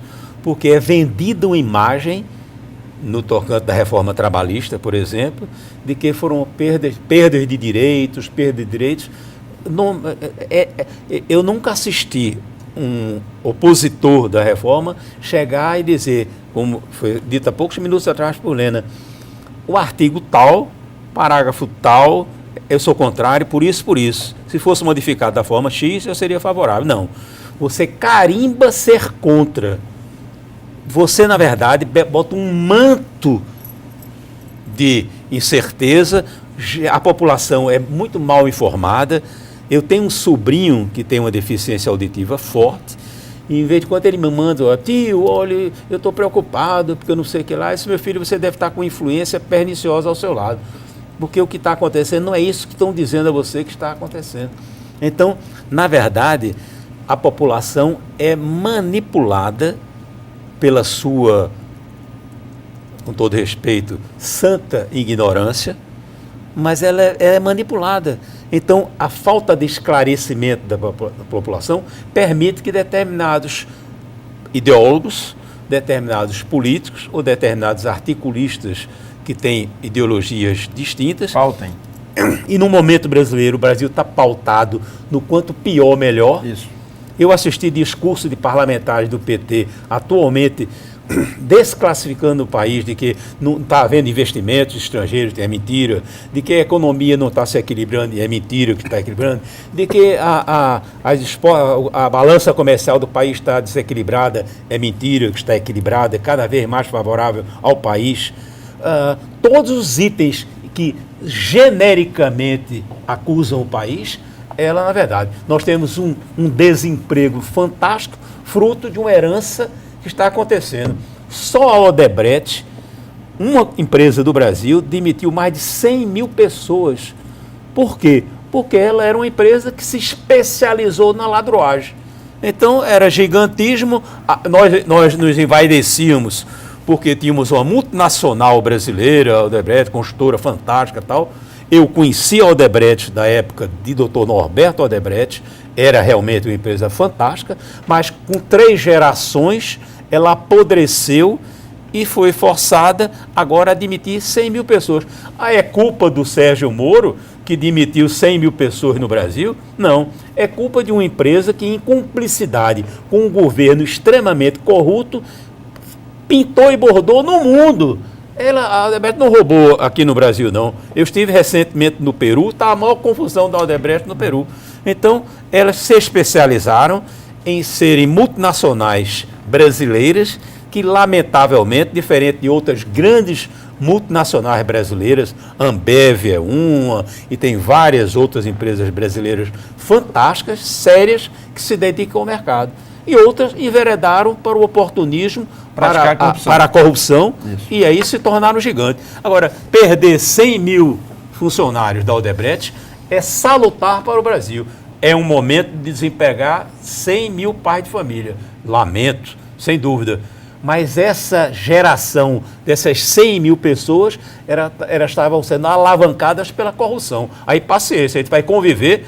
Eu vi um cidadão, um senador do país, dizer, numa reunião que estive coletiva, na qual eu disse que ele era uma personalidade fantástica, mas que estava do lado errado. Aí ele virou para mim, publicamente, e disse, não, mas isso que acontece, acontece há muitos anos no Brasil. Essa ladroagem, esse negócio não é de hoje. Por isso se justifica. Não é de hoje. Então quer dizer que você tem, que se mulher botar chifre em homem botar chifre em mulher, por muitos anos, é normal. Então, paciência. Está errado. O erro é o erro. Então, na hora que você quebra valores de religião, de família, de justiça, e você acha que isso não tem importância, fica tudo então invertido. Fica a terra de Manjoana. Certo. Então é isso que querem. Eu acho que o Brasil está buscando, com essa Operação Lava Jato, que eu a defendo e defendo toda a equipe, acho que tem que ser poldado determinados excessos, sem dúvida, porque os direitos do cidadão estão acima de tudo. A presunção da inocência está acima de tudo. Agora, você ser contra, eu sou contra a Operação Lava Jato, porque desempregou 100 mil funcionários da Odebrecht. Paciência, você tem que torcer que o Brasil se moralize, porque se o Brasil não se moralizar, nós não chegaremos a lugar nenhum. E todo remédio é amargo. Sempre. Ok. Vamos a mais um intervalo e a gente volta com o quarto e último bloco do Rede Debate desta segunda-feira, ao vivo aqui nos estúdios da RCTV, entrevistando o empresário, diretor-presidente do Sistema Correio de Comunicação, Roberto Cavalcante. Daqui a pouquinho a gente volta para o quarto e último bloco do Rede Debate.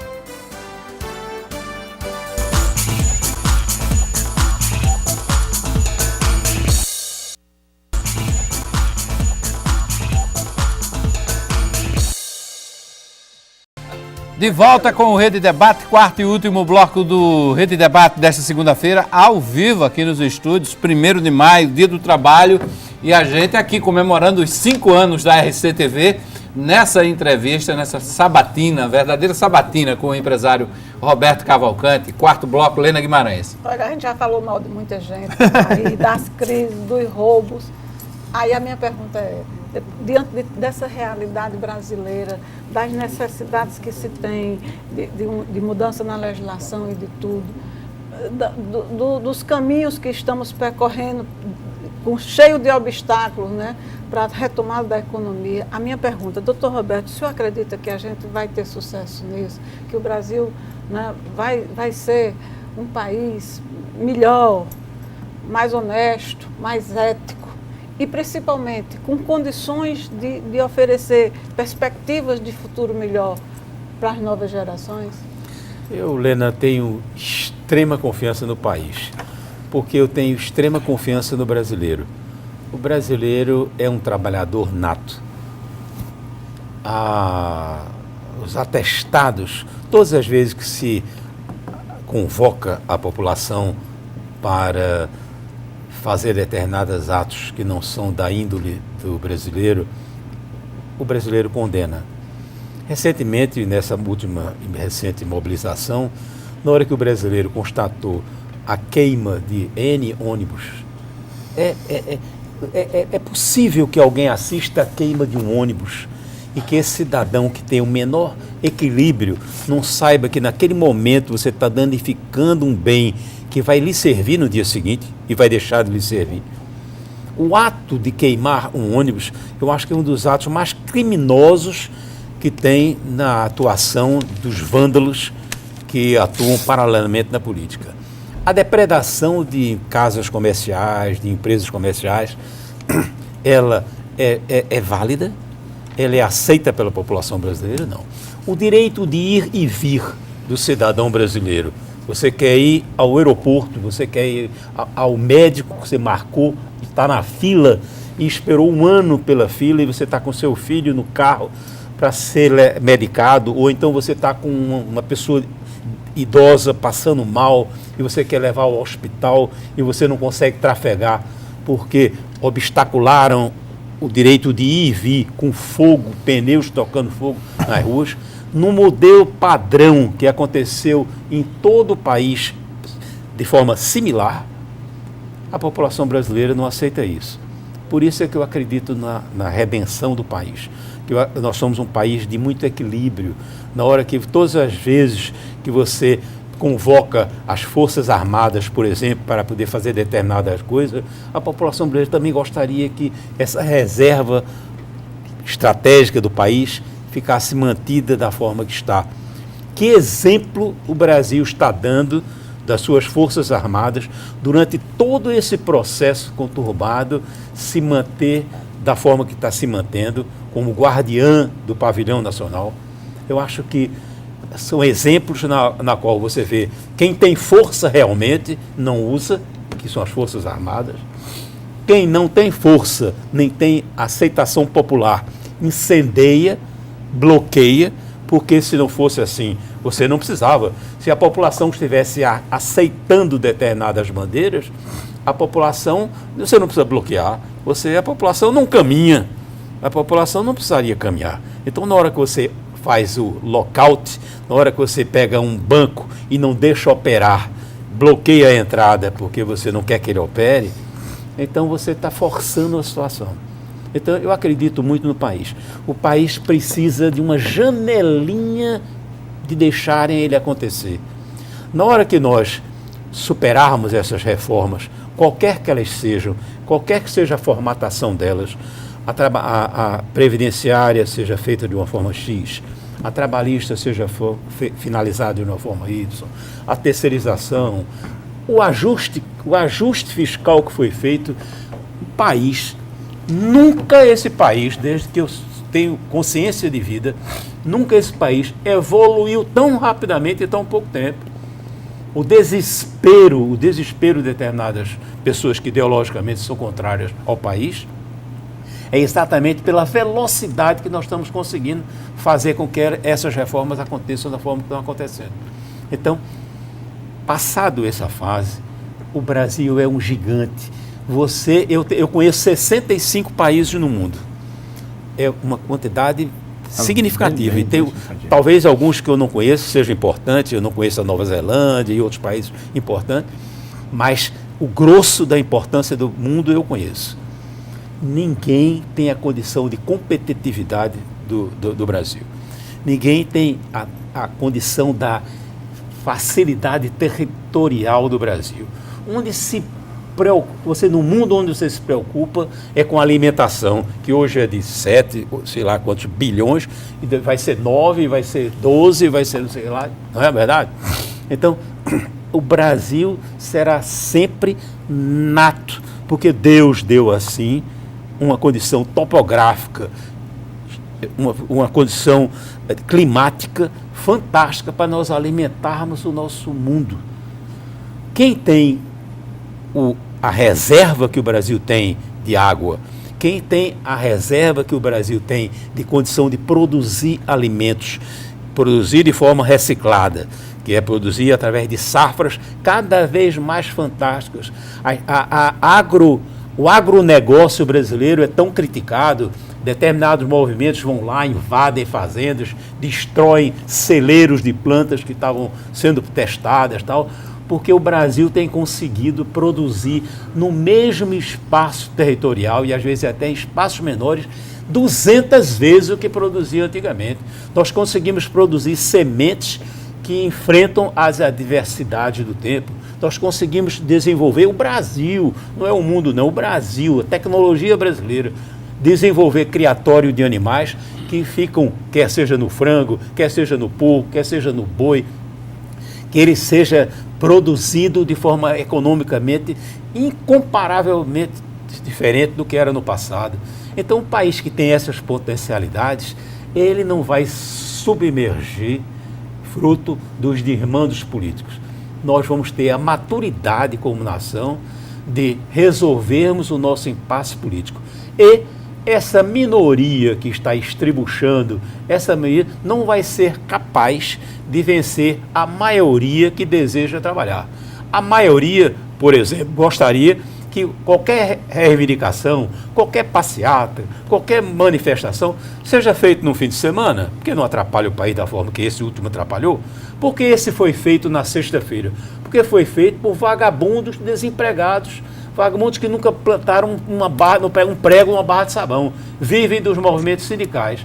Então, na hora, por quê? Porque nós tínhamos 3 dias para fazer essa movimentação. Tínhamos um sábado, que era menos danoso, tínhamos o domingo e tinha o dia do trabalho. Tinha dia melhor do que hoje, segunda-feira já feriado, para fazer, não. Tem que danificar o país, a ordem, a instrução partidária é destruir o país. Então, paciência, o Brasil vai ser superior a isso. Sou muito otimista com o Brasil. O senhor também é otimista Com os a brasileiros Paraíba? também, doutor Roberto? Com os brasileiros também, claro. Sem brasileiro não é país. É porque boa parte desses problemas é provocada por uma parte dos brasileiros. É minoria, é minoria. E a Paraíba? A gente avança. Deu uma respirada agora. A Paraíba é um caso à parte, porque é muito melindrosa. A Paraíba respira política mais do que tudo, e eu entendo, porque a Paraíba tem uma economia muito frágil. Então, ser governador na Paraíba é ser imperador. Você ser gestor público, você é empregador, quando na verdade você pega estados ou países na qual a força política não é tão decisiva, quem gera o emprego é a iniciativa privada. Aqui, diferentemente, quem gera emprego é o poder público. Então você vê uma dependência das prefeituras, uma dependência do governo do estado, uma dependência do governo federal. Aí foge ao cidadão comum a naturalidade do relacionamento político. A Paraíba, isso é uma característica não só nossa, mas de qualquer estado. Você vai para Alagoas, é a mesma coisa, e outros estados pobres é a mesma coisa. Você vê na qual quem tem o poder de gerar emprego é imperador, é rei. Então se comporta como rei. O Brasil, ele caminha para onde? Vai continuar naquele caminho que a gente vinha da esquerda, ou a gente vai deixar essa discussão entre direita e esquerda e escolher o desenvolvimento e a eficiência? Lena, olha, porque hoje está tudo assim, é um maniqueísmo só, mas nós né? estamos no século, é porque as pessoas são obsoletas e não caem na real. Nós estamos no século XXI. A intentona comunista, é por isso eu adoro história. A intentona, aqui no Brasil, já houve uma revolução, uma intentona comunista, em 1937. Não? Isso. Uma intentona significa, tentaram tomar o comunismo, tentou tomar na violência, numa revolta, o poder do país. Isso em 1937. Passado 1937 a 2017, já se passaram 80 anos. O que não aconteceu ao longo de 80 anos, e você olhar o mundo, quem era que alimentava isto? Alimentava isso uma revolução que foi do começo do século passado.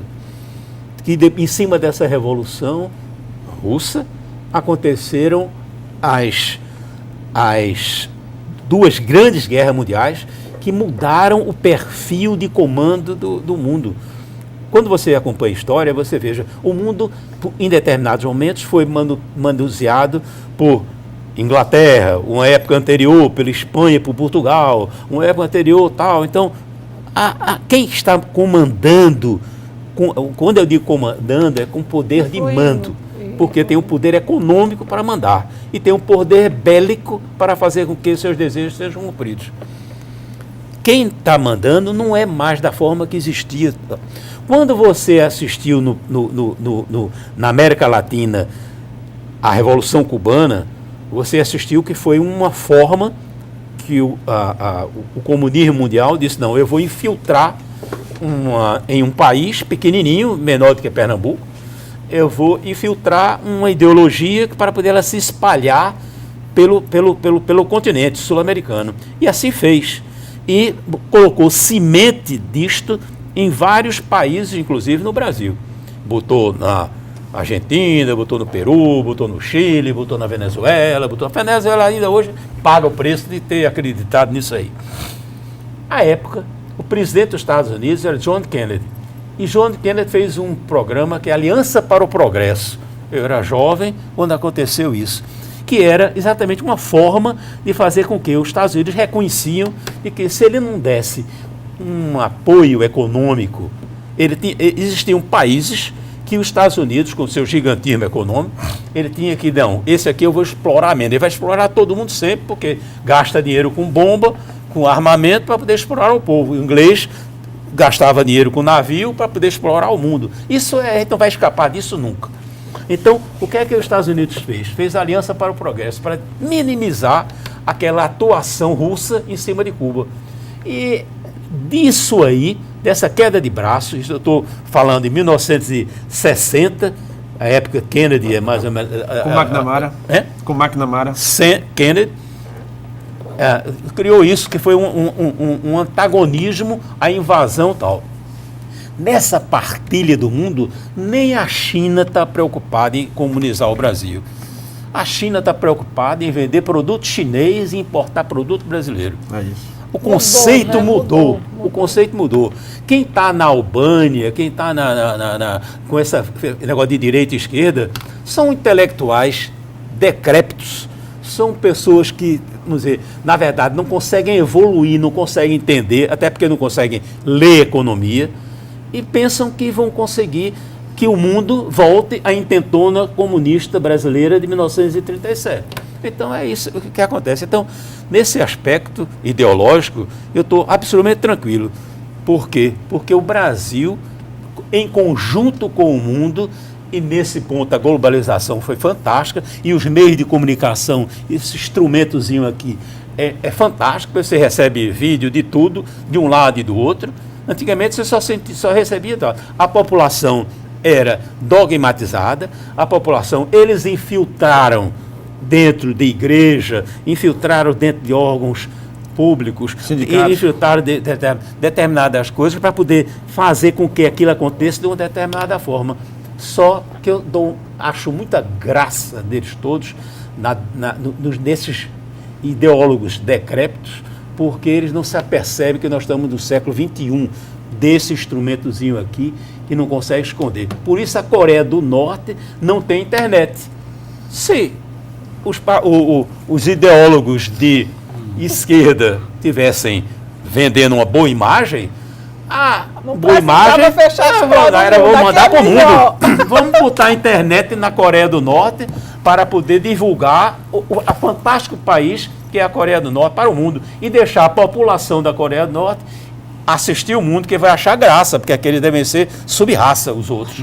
Porque é proibido internet em países fechados. Porque na Venezuela, que está se desmoronando a cada dia, é proibido uma livre imprensa. Por que é que políticos venezuelanos são presos hoje? Porque são contrários a um ditador. Então, na verdade, eu tenho muita tranquilidade no equilíbrio político brasileiro.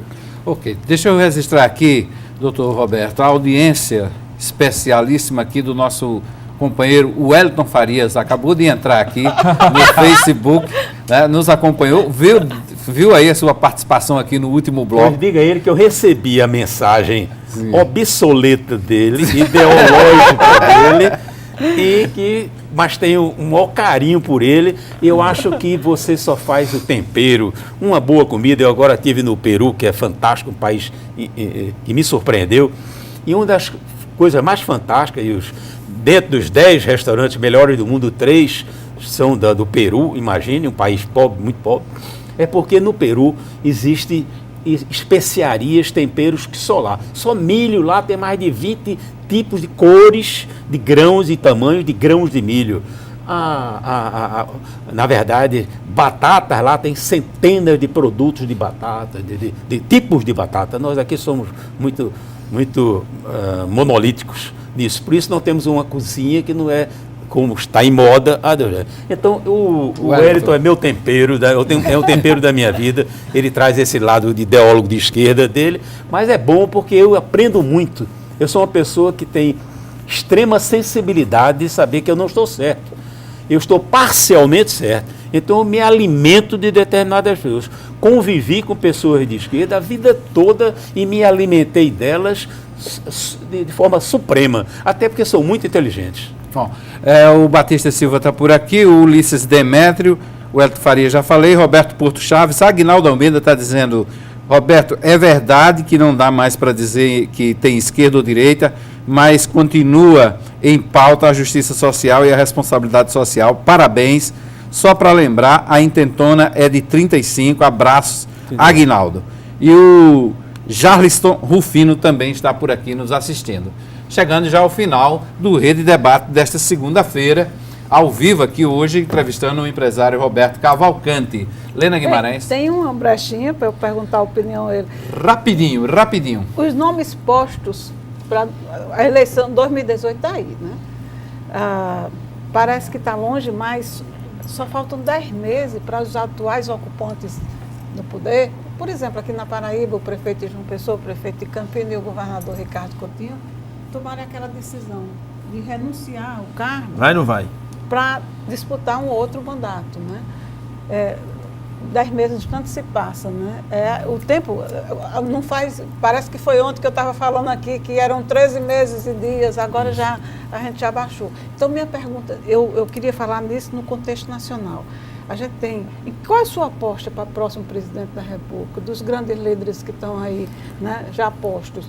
Lula vai ser candidato, Dória vai ser a surpresa da campanha, Bolsonaro com aquele discurso, né, muito forte de extrema-direita, tem chance, né? Como é que você vê esse cenário, né, nacional para 2018? É muito difícil você responder assim dentro de um momento de vazio político. Talvez a grande pergunta que você faz ao cidadão brasileiro hoje é a que ponto nós nos enfraquecemos politicamente para não termos nenhum nome que desponte como uma esperança. Talvez nós vamos eleger alguém com a consciência de que nós estamos fazendo aquilo provisoriamente. Não provisoriamente que ele não vai cumprir o mandato, mas que nós não preparamos uma classe política para ser merecedor da nossa confiança. Eu acho que escada se sobe de degrau em degrau, você não pode de repente criarmos um país que tem um grupo, um time, um plantel de políticos tão bons que você não sabe nem quem você escala. Então, na verdade, qual vai ser a regra do jogo, nós estamos trabalhando no meio da sentido reforma. inverso. Quem é que você acha que não vai estar escalado? Porque esse está carimbado politicamente porque roubou, esse outro porque está velho demais, esse outro porque é repetitivo, o outro porque é doido, o outro porque... Entendeu? Na verdade, você vai botando as carapaças, cada um desses nomes, dessas figuras que eu falei, se vocês memorizarem, você saber quem é o doido, quem é o desclassificado porque esteve envolvido em corrupção, você vai identificá-los. Então, eu acho que eu ainda não tenho condição de prever qual o modelo, porque caberá à população brasileira fazer o seu boneco. Isso é feito um produto de marketing. Você, quando chega no marketing, você tem que ter aquele político, ele como um boneco de marketing, ele é bom de ser vendido, é um produto bom de ser vendido. Então, esse produto eu não me atrevo, Lena, a nominá-lo. Eu tenho hoje uma grande dificuldade. Talvez se você fizesse a pergunta paraibana, eu tivesse mais facilidade. Tá feita a pergunta. Pois diga então. Vamos esticar mais daqui um pouquinho.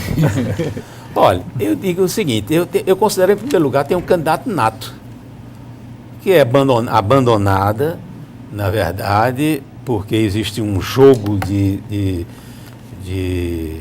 interesses que faz com que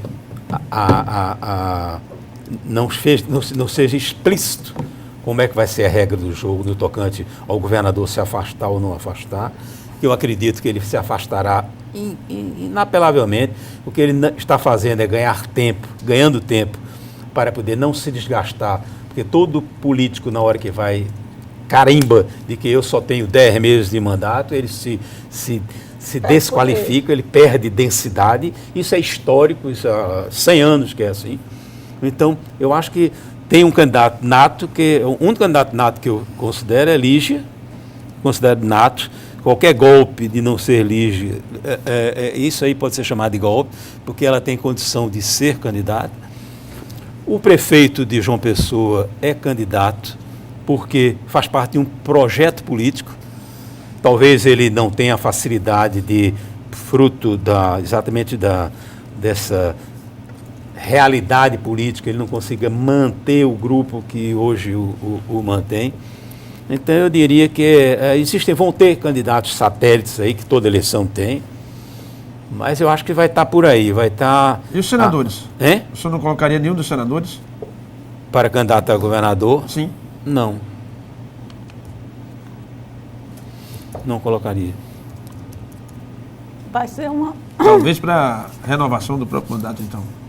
vai ser uma guerra de 3. Vai. Vai ser uma E guerra nesse desenho 3 pra aí- 2. Eu digo por quê? Porque eu acho que essa eleição vai ser uma eleição de muita cautela da classe política. Quem vai se aventurar? Muito bem. Quem vai bancar? Tanta reforma, Quem tanta vai mudança. bancar essa eleição? Antigamente era muito fácil. Você chegava e dizia que era candidato, ia a Brasília, pegava um apoio de quem tinha o caixa, qualquer que fosse ele, de qualquer ideologia ou qualquer facção, você tinha o caixa. Hoje em dia, bancar uma eleição para governador não vai ser fácil. Não vai ser fácil. Então eu considero que Nesse desenho aí, um dos cargos mais disputados que teremos em 2018 vai ser a suplência do governador Ricardo Coutinho, se ele sair ao Senado. ou de outro candidato ao Senado com iguais chances de Ricardo. E Ricardo é uma pessoa que, pela sua história política, ele está extremamente qualificado de se eleger senador, mas, na verdade, são 2 vagas e terá um outro candidato com muita chance dentro de dessas coligações que vão acontecer, que a gente não sabe quais serão, porque elas precisarão passar por essa reforma política que vai acontecer. Pode fundir ou não pode fundir, pode ter, a que nível pode, vai valer para deputado estadual, não vai valer para federal, vai valer para federal, não vai valer para senador. Isso aí, eles vão trabalhar isso da forma que mais convier à classe política. Não vamos ser nós, cidadãos, que vamos decidir isso. A reforma quem tem que fazer somos nós. Eu tenho dito isso. Ok, chegamos aqui ao final do Rede Debate desta segunda-feira, ao vivo aqui, hoje com o empresário Roberto Cavalcante. Doutor Roberto. Eu quero fazer a Vamos lá. ressalva de que eu qualifiquei a Paraíba melhor do que qualifiquei o Brasil. Sim. Colocou os nomes. Eu acho que colocou nós nomes. estamos muito mais carentes de nomes Nacionais para do que eleger como presidente da República, de que temos tantos bons nomes para eleger governador da Paraíba, que nós temos aqui Viva a Paraíba. Viva Paraíba, é verdade. Bem. Chegamos ao final do Rede Debate dessa segunda. Mais uma vez, agradecer a audiência de todos os telespectadores, os que interagiram, os que participaram.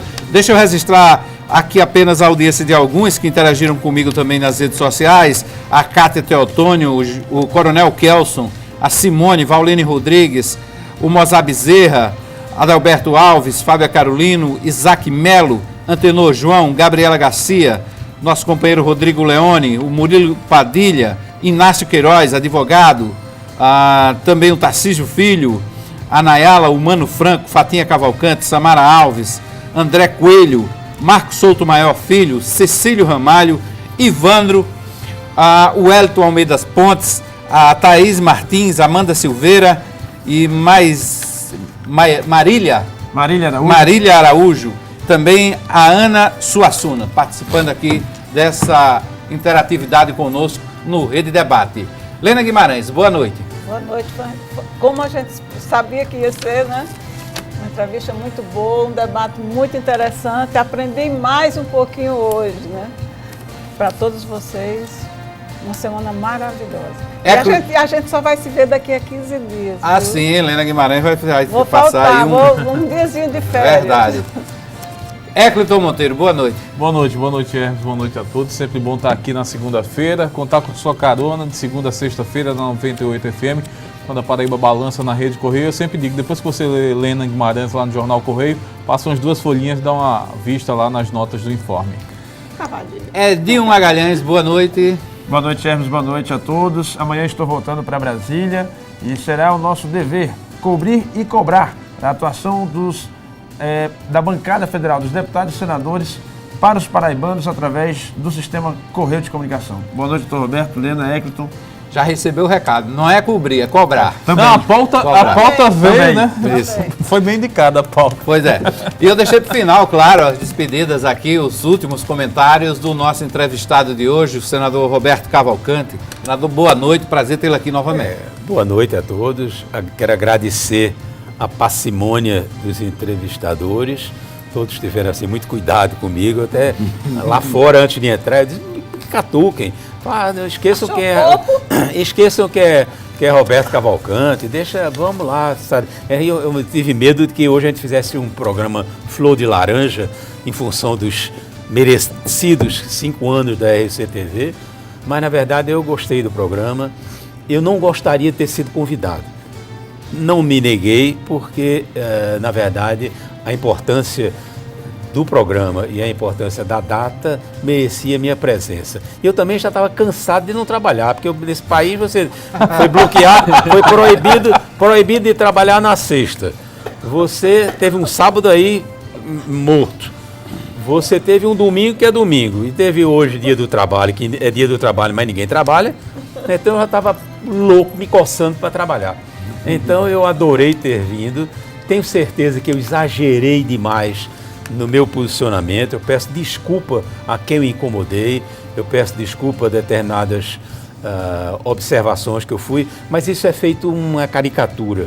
Você, quando fala num programa como esse, você vai fazer um desenho. Se você tiver o nariz grande, o caricaturista, ele vai desenhar um rosto que você vai dizer que nunca é o seu, porque fez um nariz enorme. Então, as críticas que eu fiz a determinados segmentos, eu considero que são de forma de caricatura. São forma que às vezes você se expressa de forma enfática, mas que no fundo você tem um profundo respeito a todos e você tem um profundo respeito ao contraditório. Eu me alimento a vida toda do contraditório. O que eu consigo fazer de correto é fruto de ouvir opiniões que são contrárias à minha opinião. Muito obrigado. Para encerrar, Mayra Nunes, lá de Brasília, dizendo fantástica leitura sobre o cenário atual que envolve a Odebrecht. Parabéns. Ótima entrevista, canal RCTV, canal 27 da NET. Chegamos ao final do Rede Debate. A todos uma boa noite. Amanhã eu estou de volta, 27 segundos, ao vivo, aqui na RCTV, 9 da noite. Até lá.